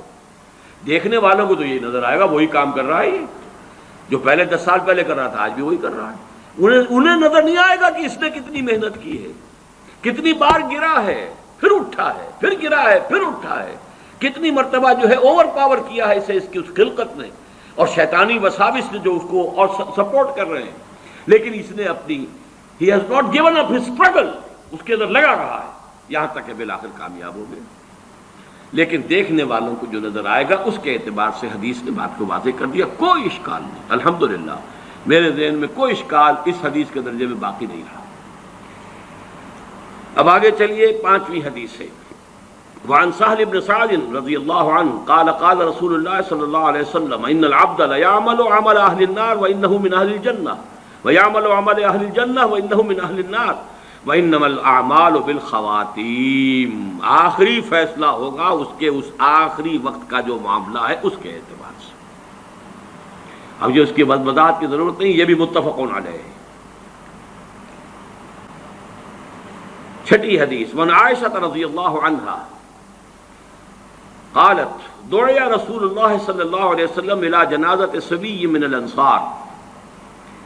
حضرت ام المومنین حضرت عائشہ صدیقہ رضی اللہ تعالی عنہ فرماتی ہیں کہ حضور کو دعوت دی گئی، آپ سے درخواست کی گئی، انصار میں کسی بچے کا انتقال ہو گیا کہ آپ اس کی نماز جنازہ میں شرکت فرمائیں پڑھائیں. فقلت یا رسول اللہ، میں نے عرض کیا اللہ کے رسول، یعنی اب اس میں یوں سمجھیے کہ جو چیز امپلائڈ ہے آپ خامخواہ یہ وقت لگائیں گے، جائیں گے، دعا کریں گے، آمد و رفت کی آپ کو مشقت جھیلنی پڑے گی. تو بالہذا یہ تو ایک بالکل ہی پاک وجود، کوئی اس نے برائی کمائی ہی نہیں، انفینسی میں یا چائلڈ ہوڈ میں اس کا انتقال ہو رہا ہے. تو بالہذا عصفور من عصافر الجنہ لم یعمل السوء. وہ تو جنت کی چڑیوں میں سے ایک چڑیا تھی، چلی گئی، اس نے کوئی کام کیا ہی نہیں. ولم یدرک ہو، نہ اس نے کوئی برا عمل کیا، نہ برے عمل کے قریب پھٹکا، اس کا ادراک بھی نہیں، اسے ابھی بدی کا کوئی شعور ہی نہیں تھا. فقال، اب حضور نے فرمایا او غیر ذالک یا عائشہ، ہے عائشہ کہیں ایسا تو نہیں کہ بات اس کے برعکس ہو. ان اللہ خلق للجنت اہلا، دیکھو اللہ تعالی نے جو مخلوق پیدا کی ہے اپنے انجام کے اعتبار سے ان میں سے کچھ جو ہے وہ جنت کے لیے.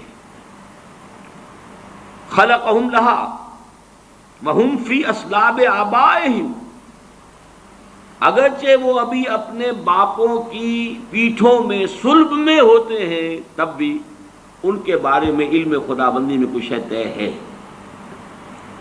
وَخَلَقَ لِلنَّارِ أَهْلًا خَلَقَهُمْ لَهَا وَهُمْ فِي أَصْلَابِ آبَائِهِمْ. اسی طریقے سے چاہے ابھی کچھ لوگ اپنے والدین، اپنے آبا دادا کی ابھی پشت کے اندر ہی ہے، ابھی وہ باپ تک بھی منتقل نہیں ہوا ہے، لیکن یہ کہ اللہ کے علم میں ہے. ہم نہیں کہہ سکتے کہ کس کا کیا انجام ہونا ہے، یہ ہمارے علم کی بات نہیں ہے، یہ اللہ تعالیٰ کے حوالے علم خداوندی میں. ہمارا کام شریعت کا کیا ہے؟ مسلمان کا جنازہ ہے، جاؤ پڑھو، چاہے بچہ ہو. مشرک کا بچہ ہے، اس کا آپ جنازہ نہیں پڑھ سکتے، بس بات ختم ہو گئی. ہمارے لیے شریعت ہے اور وہ ہے اس ظاہر کے اعتبار سے. حقیقت میں کس کا کیا انجام ہونے والا ہے وہ اللہ بہتر جانتا ہے. 7ویں حدیث. وعن علی رضی اللہ عنہ قال قال رسول اللہ صلی اللہ علیہ وسلم ما منکم من احد الا وقد کتب مقعده من النار ومقعده من الجنہ. قالوا یا رسول اللہ افلا نتکل علی کتابنا وندع العمل. حضرت علی سے اب یہ بڑی حکیمانہ یعنی حدیث ہے. حضرت علی سے مروی ہے رضی اللہ تعالی عنہ کہ حضور نے ارشاد فرمایا ما منکم من احد، تم میں سے کوئی شخص ایسا نہیں ہے، کوئی شخص نہیں ہے مگر یہ کہ لکھا جا چکا ہے اس کا ٹھکانہ یا جنت میں یا دوزخ میں. یعنی اللہ کے علم میں طے، اللہ کے علم میں معلوم ہے. محنت کرو گے، کوشش کرو گے، لیکن یہ کہ جو انجام ہے وہ اللہ کے علم میں ہے، کتاب میں. من قبل ان نبراہا، وہ تو اس علم الہی کی جو کتاب ہے، ام الکتاب، اس کتاب کے اندر سے جو بھی ہے وہ در حقیقت وہ اس کا ظہور ہوگا. بالآخر. تو لوگوں نے کہا قالوا یا رسول اللہ، اب یہ جو نتیجہ نکلتا ہے نوٹ کیجئے، افلا نتکل علی کتابنا ونضع العمل، تو کیا پھر ہم توکل نہ کریں، بھروسہ نہ کریں اپنی کتاب پر، جو بھی لکھا ہوا ہے وہ تو ہونا ہی ہے، پھر عمل چھوڑ دیں. یہ مشقت بھاگ دوڑ یہ وہ اس کے لیے کائے کے لیے؟ قال اعملوا، نہیں، عمل کرو، محنت کرو، جدوجہد کرو، امکانی حد تک کرو. فکل میسر لما خلق له، ہر شخص تدریجاً اس کی تیسیر ہوتی چلی جائے گی. میسر، اس کو ذرا لفظ کو نوٹ کر لیجئے، اس لیے کہ اس حدیث میں یہ ذرا ثقیل شکل میں بھی آگے آ رہا ہے 2 مرتبہ. یسر کہتے ہیں آسانی کو، عسر کہتے ہیں تنگی کو. فلم عسر والیسر، جن حضرات نے بیعت کی ہے تنظیم اسلامی میں شامل ہوتے ہوئے، وہ ان الفاظ سے خوب واقف ہیں. فی العسر والیسر، اطاعت کریں گے عسر میں بھی یسر میں بھی. اب یسر سے باب تفعیل تیسیر، یسرا یوسر تیسیراً، کسی شے کو میسر کر دینا، آسان کر دینا، سہج سہج پہنچا دینا. جیسے کہ جو سورۃ اللیل ہے آخری پارے میں، فَسَنُيَسِّرُهُ لِلْيُسْرَى فَسَنُيَسِّرُهُ لِلْعُسْرَى، آہستہ آہستہ ہم اسے الیسرا میں پہنچا دیں گے، یا آہستہ آہستہ وہ العسرا میں پہنچ جائے گا. تو کل میسر لما خلق له، ہر ایک جو بھی اس کتاب کے اندر درج ہے اس کے مطابق اس کی تیسیر اور توفیق ہو جائے گی.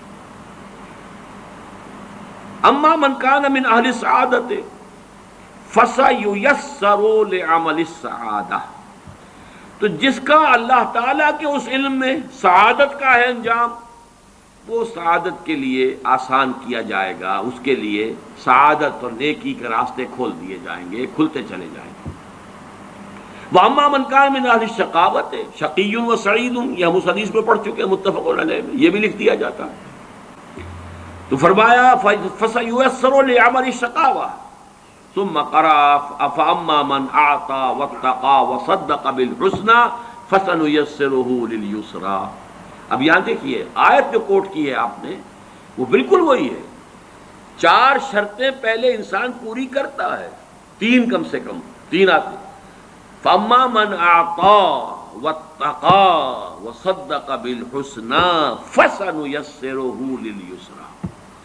جو شخص اعطا، جود، سخاوت، لوگوں کی تکلیفوں کو رفع کرنے کے لیے اپنا مال خرچ کرنا، اس کے لیے کوشاں رہتا ہے، پھر بچتا ہے، لوگوں کی دل شکنی سے بھی بچتا ہے، لوگوں کو نقصان پہنچانے سے بچتا ہے، اللہ کے احکام کو توڑنے سے بچتا ہے، اور صدق بالحسنى، اور جو بھی سچی اور اچھی بات سامنے آئے اس کی تصدیق کرتا ہے.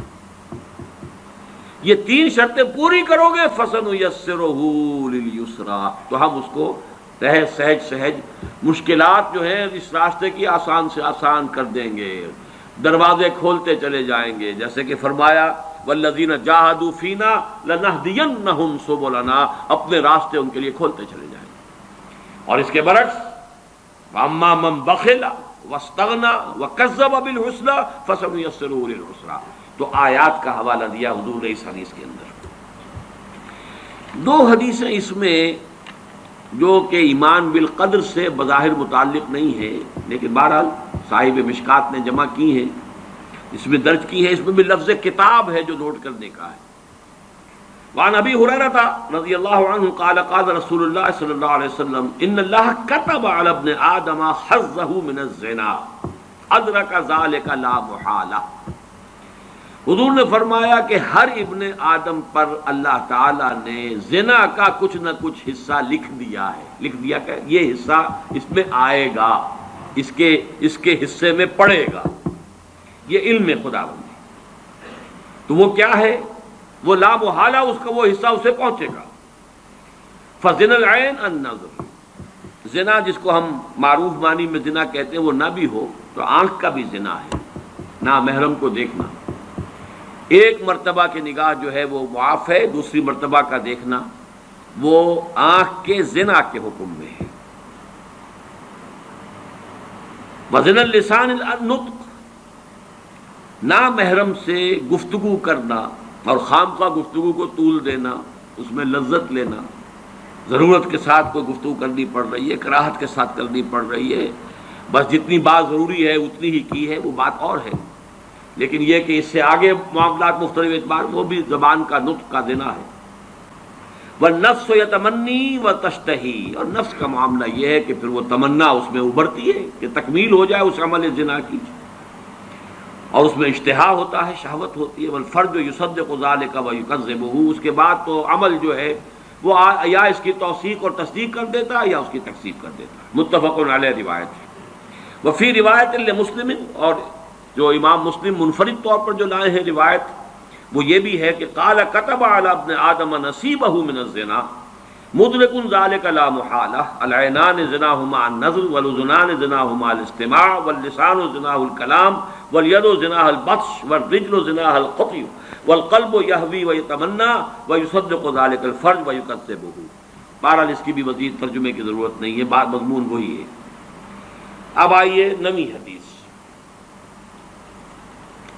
وعن عمران بن حسین رضی اللہ عنہ ان رجلین من مزینۃ قالا، حضرت عمران بن حسین کہتے ہیں رضی اللہ تعالی عنہ کہ بنو مزینہ کے دو شخص آئے حضور کی خدمت میں، انہوں نے بات کہی، یا رسول اللہ، اے اللہ کے رسول، ارأیت ما یعمل الناس اليوم ویقدحون فیہ، کیا آپ کی رائے ہے یہ لوگ جو آج کام کرتے ہیں، عمل کرتے ہیں، بھاگ دوڑ کرتے ہیں، جہاد کرتے ہیں، انفاق کرتے ہیں، قدح قادح الی ربک قدحا فملاقیہ، یہ آخری پارے میں جو آیت آئی ہے وہ قدح، مشقت جھیلنا. تو یہ جو انسان مشقت کرتا ہے، اب اس کے بارے میں آپ کیا فرماتے ہیں؟ اشیء قضی علیہ، کیا یہ کوئی ایسی شے ہے جو ان کے بارے میں پہلے سے طے شدہ ہے؟ وَمَضَى فِيهِمْ قَدَرٌ سَبَقَ، اور یہ کہ کوئی قدر جو ہے، تقدیر پہلے ہی سے طے پا چکی ہے ان کے بارے میں. أَوْ فِيمَا يَسْتَقْبِلُونَ بِهِ مِمَّا أَتَاهُمْ بِهِ نَبِيُّهُمْ وَثَبَتَتِ الْحُجَّةُ عَلَيْهِمْ، یا یہ کہ جو بھی مستقبل میں آنے والا ہے، جن میں کہ کوئی نبی ان کے پاس کوئی پیغام لے کر آتا ہے، ان پر حجت قائم ہو جاتی ہے، یہ چیزیں جو ہیں ان کا کیا آپس میں ربط اور تعلق ہے؟ فقال، حضور نے فرمایا، لا بل شیء قضی علیہم ومضی فیہم والتصدیق ذلک فی کتاب اللہ عز وجل ونفس وما سواها فالہمها فجورها وتقواها. حضور نے فرمایا، اور یہاں پر پھر میں کہوں گا کہ اس سے مراد صرف وہ علم الہی ہے کہ اس میں وہ شے طے شدہ ہے کہ کسی شخص کو کیا کرنا ہے، کیا کرے گا، لیکن اس سے اس کے آزاد ارادے اور اس کے چوائس کی نفی مطلق انفر کرنا درست نہیں ہے. وعن ابی ہریرہ، 10ویں حدیث، حضرت ابو ہریرہ سے مروی ہے رضی اللہ تعالی عنہ، قال قلت یا رسول اللہ، وہ فرماتے ہیں کہ میں نے عرض کیا اللہ کے رسول، انی رجل شاب، میں ایک جوان شخص ہوں. اور ظاہر بات ہے کہ اصحاب صفہ میں سے تھے، نکاح کرنا، گھر گرہستی یہ ان کے لیے ممکن ہی نہیں تھا. وَأَنَا أَخَافُ عَلَى نَفْسِ الْعَنَةَ، اور مجھے اپنے بارے میں خوف ہے، کہیں میرا قدم پھسل نہ جائے، کوئی غلط حرکت نہ کر بیٹھوں، آخر جوان انسان ہوں، جوان مرد ہوں، تو میری جو بھی طبیعت کا تقاضا ہے. وَلَا أَجِدُ مَا أَتَزَوَّجُ بِهِ النِّسَاءَ، میرے پاس تو کوئی وہ مال نہیں ہے، وہ وسائل نہیں ہے کہ میں نکاح کر سکوں. كَأَنَّهُ يَسْتَأْذِنُهُ فِي الْاخْتِصَامِ، اگرچہ وہ الفاظ تو حضرت ابو ہریرہ نے استعمال کیے، لیکن یہ کہ جو اندیا اس سے ظاہر ہوا وہ یہ تھا کہ وہ یہ اجازت چاہتے تھے کہ میں اپنی مردمی کو ختم کر لوں، خصی ہو جاؤں، میں اپنے اس تقاضے ہی کو ختم کر لوں. قال فسکت عنی، تو حضرت ابو ہریرہ فرماتے ہیں کہ جب میں نے یہ بات کہی تو حضور خاموش رہے. ثم قلت مثل ذلك، میں نے پھر وہی بات دہرائی، فسکت عنی، پھر بھی حضور خاموش رہے. ثم قلت مثل ذلك، پھر میں نے تیسری مرتبہ بات کہی، حضور فسکت عنی، پھر آپ پھر بھی خاموش رہے.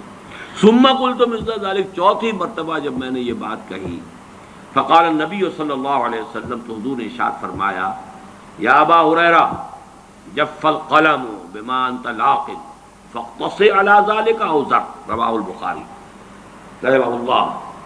یہ صحیح بخاری کی روایت ہے، حضور نے فرمایا ابو ذر قلم خشک ہو چکا لکھ کر، وہی کتاب وہ اگلی آیت اگلی حدیث میں آ بھی رہا ہے، جو پہلی حدیث تھی مقادیر لکھ دیے تھے اللہ نے 500 برس پہلے کائنات کی تخلیق سے، جف القلم، قلم لکھ کر خشک ہو چکا، بما انت لاق، جو بھی کچھ ہونا ہے وہ تو ہوگا، فاختص علی ذلک اوزر، اب یہ تمہاری مرضی ہے، تم چاہو جو کہنا چاہ رہے ہو وہ کرو یا نہ کرو۔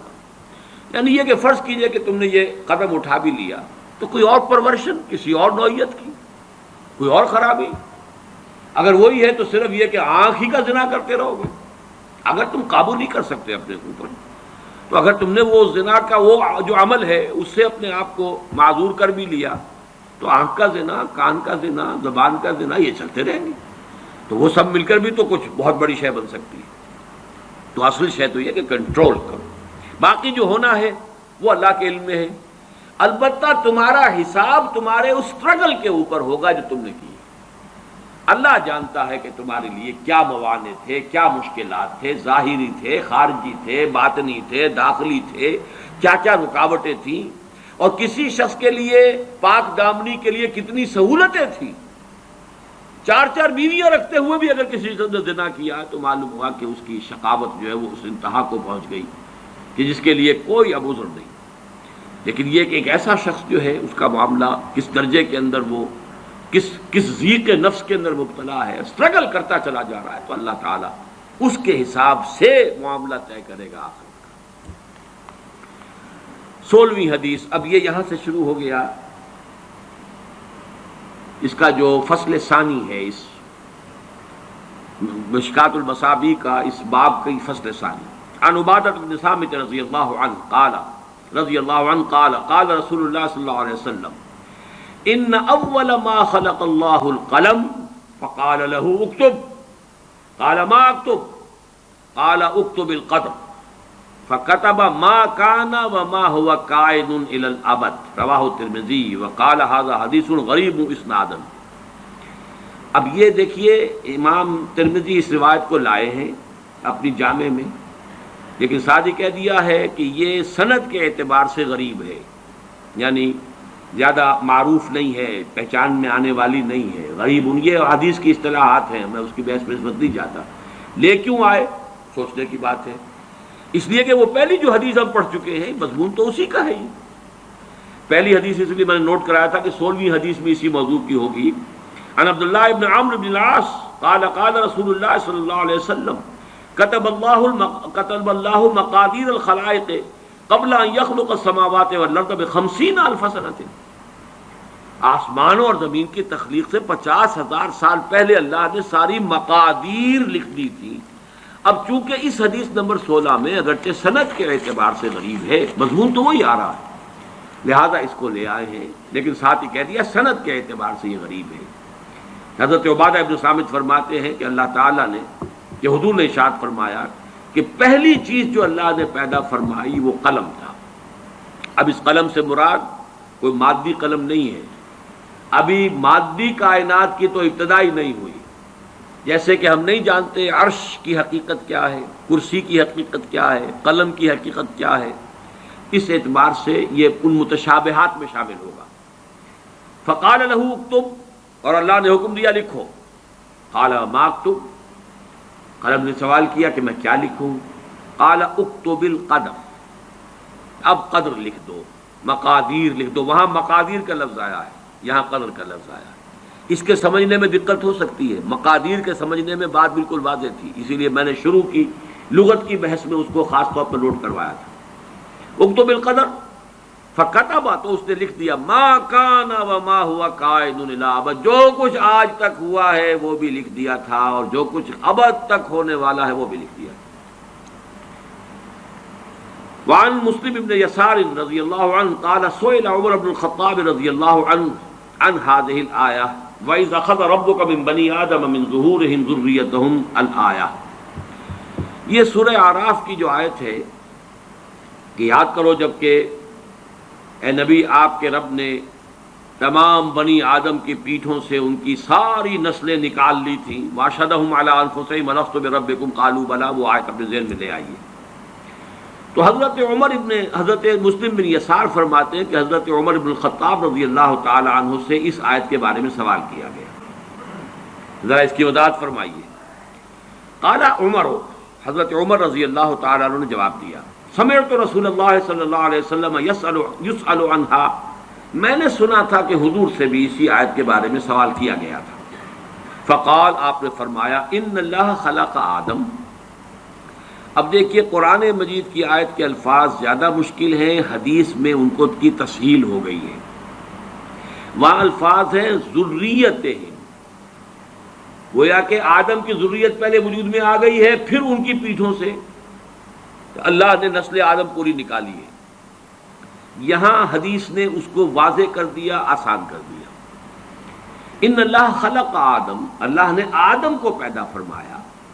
ثم مسح ظہرہ بیمینہ، پھر اللہ نے اپنے داہنے ہاتھ سے ان کی پیٹھ پر مسح کیا، پھیرا اپنا ہاتھ. فاستخرج منہ ذریۃ، تو اس میں سے کچھ اولاد جو تھی ذریت آدم جو آنی ہے ابد تک، اس میں سے کچھ کو نکال دیا. فقال خلقت هؤلاء للجنہ، فرمایا یہ وہ لوگ ہیں، یہ جنت کے لیے، میں نے ان کو پیدا کیا جنت کے لیے. ثم مسح ظہرہ بیمینہ، ثم ظہر،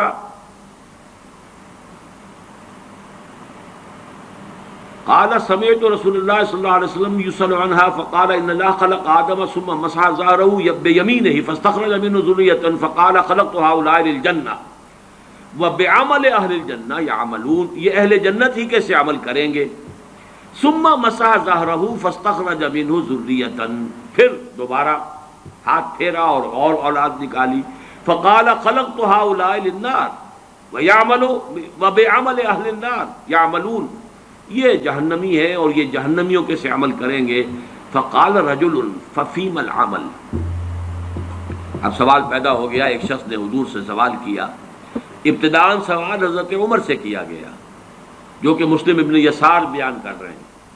حضرت عمر نے فرمایا، میں جواباً تمہیں وہ بات بتا رہا ہوں جو حضور نے خود فرمائی صلی اللہ علیہ وسلم.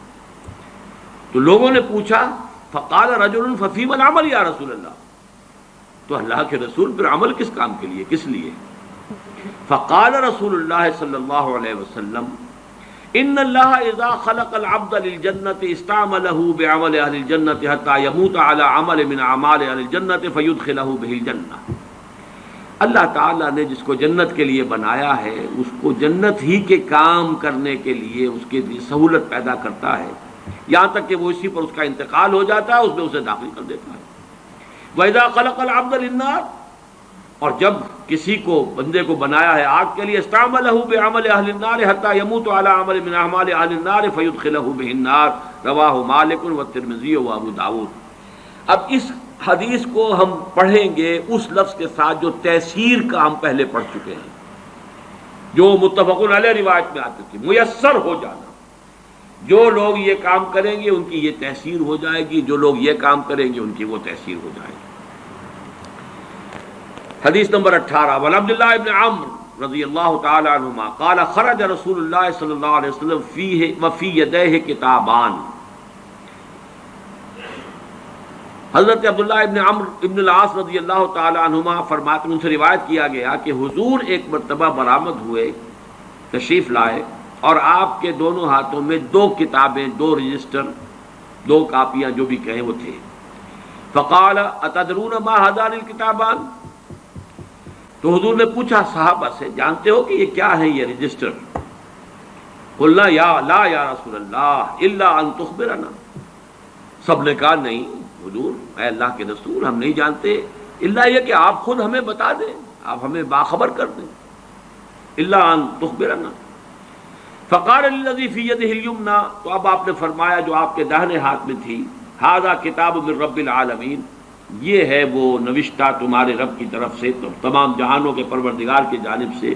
فیہ اسماء اہل الجنہ، اس میں جو بھی لوگ انتہا کا جو درجہ ہے، آخری اپنی عاقبت کے اعتبار سے جنت میں جانے والے ہیں ان کے نام درج ہیں۔ پھر یہاں نوٹ کر لیجیے، وہی کتاب، وہی علم خدا بندی جو ازلی ہے، قدیم ہے، اور اس کی کا جو بھی علم خدا بندی ہے وہ قطعی ہے، اس میں کوئی غلطی ثابت نہیں ہو سکتی۔ واسماء آبائہم وقبائلہم، اور ان کے آباء و اجداد کے شجرہ نسب بھی ہیں، ان کے قبیلوں کا بھی۔ ثم اجمل علی آخرہم، اور پھر یہ کہ آخری انسان تک کا نام اس میں درج ہو چکا ہے، جو بھی اہل جنت ہوں گے۔ فلا یزاد فیہم ولا ینقص منہم ابدا، اب اس میں نہ کسی کا اضافہ ہوگا اور نہ کسی کی کمی ہوگی۔ ثم قال للذی فی شمالہ، اور پھر آپ نے فرمایا جو میرے بائیں ہاتھ میں ہے، ھذا کتاب من رب العالمین فی اسماء اہل النار، یہ ہے رب العالمین کی طرف سے وہ کتاب جس میں جہنمیوں کے نام درج ہیں۔ واسماءہم واسماء فیہ اسماء اہل النار واسماء آبائہم وقبائلہم، اور ان کے قبائل کے اور آباء و اجداد کے نام درج ہیں۔ ثم اجمل علی آخرہم، اور یہ بھی آخری جو انسان ہو سکتا ہے جو آئے گا نسل آدم میں سے، اس کی حد تک جو بھی تقسیم ہونی ہے اس کا درج ہو چکا، اندراج ہو چکا ہے۔ فلا یزاد فیہم ولا ینقص، اب نہ اس میں کوئی اضافہ ہوگا اور نہ کمی ہوگی ابداً۔ فقال اصحابہ، پھر حضور کے صحابہ نے سوال کیا، ففیم العمل یا رسول اللہ، ان کان امر قد فرغ منہ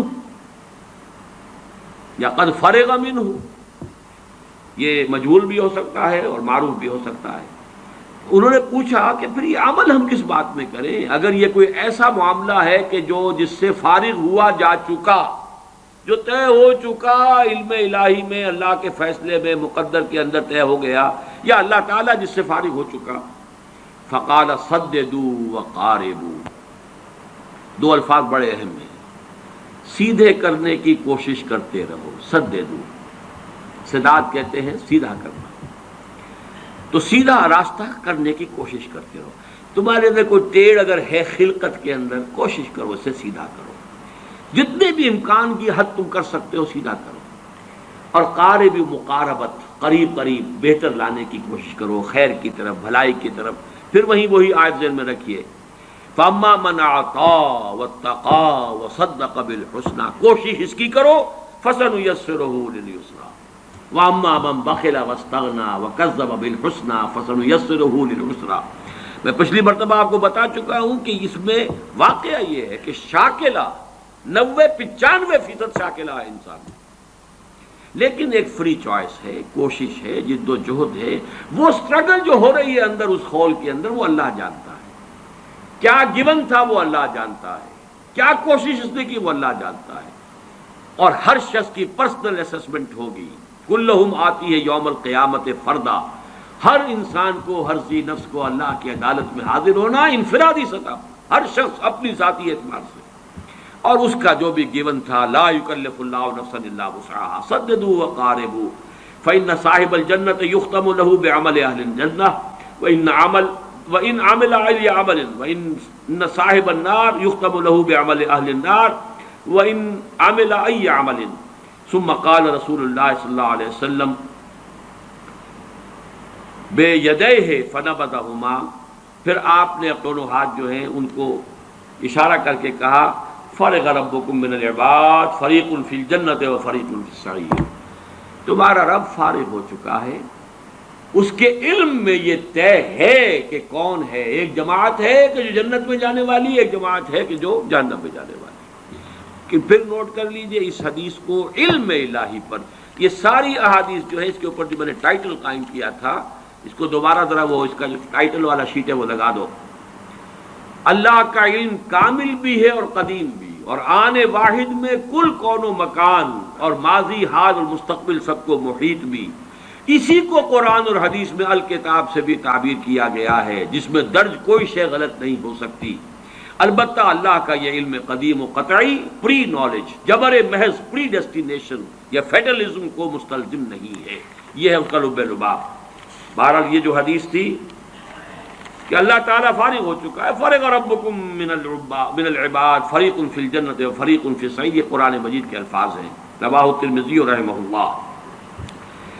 اب اس کی حدیث نمبر 19، ٹائم تو زیادہ ہو رہا ہے لیکن یہ کہ آج اس کو ختم کرنے، تھوڑا سا مزید دوں گا۔ بس یہ کہ صرف یہ ایک حدیث پڑھ لیتے ہیں. ویسے یہ نوٹ کر لیں کہ اگلے اتوار کو تو ہمارا ناغا لا محالہ وہ رہنا، اس لیے کہ وہ اب عاشورے کا دن ہوگا، اور عاشورہ جو ہے وہ تو اب وہ قیامت صغریٰ کی بجائے بھی قیامت کبریٰ بنتا جا رہا ہے. اللہ تعالیٰ خیر سے گزار دے، کیونکہ بہت کچھ زندگی معطل ہوگی، لہذا اس نظام کو بھی ہم اس میں درس کو بھی اس کا داغا کریں گے. آج چاہیں تو ذرا زیادہ وقت لگا لیں، سوال جواب کی نشست بھی ہو جائے، کیونکہ اس کے بعد بھی شاید ایک اور اتوار میں حاضر نہ ہو سکوں، لیکن درس ہوگا انشاءاللہ. البتہ پہلا جو اب اتوار آ رہا ہے وہ غالباً 18 کو ہے، وہ عاشورے کا دن ہے، اس روز درس نہیں ہوگا.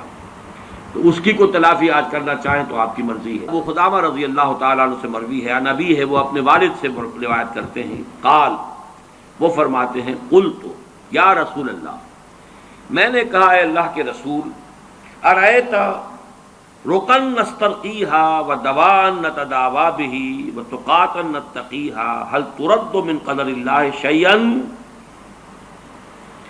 بڑا تیکھا، بڑا ٹیڑھا سوال. میں نے اللہ کے رسول سے سوال کیا، اے اللہ کے رسول، ہم کچھ جھاڑ پھونک بھی کرواتے ہیں.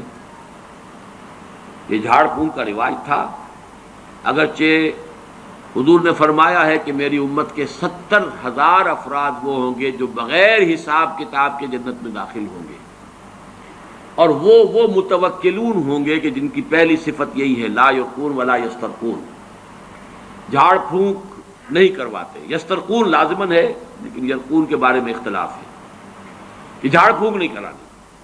لیکن یہ کہ عام آدمی اس کو حرام قرار نہیں دیا حضور نے. تو وہ صحابی کہہ رہے ہیں، ارأیت رقن نسترقیہا، یہ جو جھاڑ پھونک ہم کرواتے ہیں، ودوان نتداوا بہ، اور دوا دارو جس سے کہ ہم اپنے امراض کا اور بیماریوں کا علاج کرنے کی کوشش کرتے ہیں، وتقاتا نتقیہا، اور یہ کہ کچھ حفاظتی بندوبست ہم کرتے ہیں اپنی جان کی حفاظت کے لیے. اب ایک حفاظت جو ہے وہ آج کل مجھ پر بھی ٹھونس دی گئی ہے. پرسوں جمعے کے روز اچانک پتہ نہیں کیا کھلبلی مچی، ایس پی صاحب بھی تشریف لائے، اور پھر ڈی ایس پی صاحب بھی آئے، اور 2 SHOs بھی آئے. کوئی افواہ اڑی ہوئی تھی شہر میں، کوئی خاص کوئی ہماری اکیڈمی کے بارے میں، واللہ عالم. میں نے تو کہا کہ کوئی مجھے تو نہ کوئی ٹیلی فون ایسا آیا ہے. بہرحال ان کا کہ ہم چاہتے ہیں یہاں پہ کہ کوئی گارڈ جو ہے کھڑے کر دیں. میں نے کہا وہ آپ اپنا جو بھی فرائض ہے آپ ادا کیجئے، باقی مجھے کوئی ضرورت اس کی نہیں ہے. اور ویسے بھی کوئی گارڈ آج کی دنیا میں، وہ پہلے کبھی اگر گارڈز کی کوئی ہوتی بھی تھی، کوئی ان کی تاثیر یا ان کا کوئی نتیجہ یا فائدہ، وہ آج کی دنیا میں ختم ہو چکا ہے. بہرحال 5 وقت تو ہم مسجد میں ایکسپوز ہوتے ہیں پوری طریقے سے. تو اس حوالے سے، اور لیکن اگر یہ اللہ کو منظور ہے تو یہ تو کام وہ ہے جو حضرت عمر کے ساتھ ہوا، حضرت علی کے ساتھ ہوا رضی اللہ تعالیٰ عنہما. دونوں کا معاملہ مسجد میں جو ہے حملہ ہوا تھا. لیکن ایسی کوئی صورت ہے ہی نہیں میرے لیے اس وقت جہاں تک میرے علم میں. بہرحال یہ ابھی گارڈز جو ہیں، جو بھی اہتمام ہو رہا ہے، یہ تیسرا کھاتا ہے جو ان صحابی نے بیان کیا. اور یہ چیزیں حضور کے ساتھ بھی تھیں، حضور پر بھی پہرا ہوتا تھا. حضور جب مدینے میں تشریف لے گئے ہیں تو وہاں پر بھی پہرا ہوتا تھا. حضرت ابو ایوب انصاری کے مکان پر صحابہ پہرا دیتے تھے. البتہ اس کے بعد جب کوئی آیت نازل ہوئی ہے، غالباً وہ روایت پوری طرح تو ذہن میں مستحضر نہیں ہے، واللہ یعصمک من الناس، تو پھر حضور نے کہہ دیا کہ اب میرے لیے ان پہروں کو کا اہتمام نہ کرو، کیونکہ اللہ تعالیٰ نے یہ وعدہ اور ذمہ داری لے لی ہے، اللہ تمہیں بچائے گا انسانوں سے. اے نبی، اللہ بچائے گا آپ کو لوگوں سے. بہرحال یہ ضمانت جو ہے اور کسی کو تو نہیں ہے. تو انہوں نے یہ کہا، ارأیت رقن نسترقیہا، یہ جھاڑ پھونک جو ہم کرواتے ہیں، ودوان نتداوا بہ، دوا ہے ہم کرتے ہیں، اس بخار کے لیے یہ دوا ہے، فلاں کے لیے یہ دوا ہے. وتقاتا نتقیہا، اور یہ کہ کچھ چیزیں جو ہیں حفاظتی تدابیر ہم کرتے ہیں، حفاظت اور پہرے. اور هل ترد من قدر اللہ شیئا، کیا اس سے اللہ کی تقدیر میں کوئی تبدیلی، کوئی شے پھیری جا سکتی ہے، لوٹائی جا سکتی ہے؟ اب سوچئے کیا جواب. نبی صلی اللہ علیہ وسلم کا جواب کیا تھا؟ قال ہی من قدر اللہ، حضور نے فرمایا یہ خود اللہ کی قدر میں ہے. یعنی تمہاری محنت، تمہاری کوشش، تمہاری جد و جہد اس کی نفی نہیں ہے، یہ خود اس اللہ کے علم کے اندر درج ہے۔ اس حوالے سے یہ اس قدر کے، اس تقدیر کے منافی ہے ہی نہیں۔ گویا کہ عالم اسباب کا استعمال، عالم اسباب میں جد و جہد کرنا، یہ ہرگز منافی نہیں ہے اس ایمان بالقدر کے۔ یہ گویا کہ لب لباب ہوا ان تمام احادیث کا، اور اسی پر میں آج کا یہ سلسلہ ختم کر رہا ہوں، اگرچہ اس بات کی کچھ احادیث ابھی باقی ہیں، لیکن میں یہ سمجھتا ہوں رواہ احمد و ترمذی و ابن ماجہ، یہ صحیحین کی روایت تو نہیں ہے لیکن مسند احمد ابن حنبل کا بہت اونچا مقام ہے، پھر جامع ترمذی میں بھی ہے، سنن ابن ماجہ میں بھی ہے۔ یہ حدیث جو ہے آخری میں سمجھتا ہوں کہ اس پہلو سے کہ اس نے عقدے کو اور کھول دیا ہے کہ یہ سب کچھ اللہ کی تقدیر ہی کا حصہ ہے، یہ مقادیر کے اندر معین چیزیں ہیں، لہذا جد و جہد السعی منا والاتمام من اللہ، صحیح کرنا ہمارے ذمے، ارادہ کرنا ہمارے ذمے، صحیح کرنا ہمارے ذمے، نتیجہ ہونا نکلنا یہ اللہ کے ہاتھ۔ اقول قولی ھذا واستغفر اللہ لی ولکم ولسائر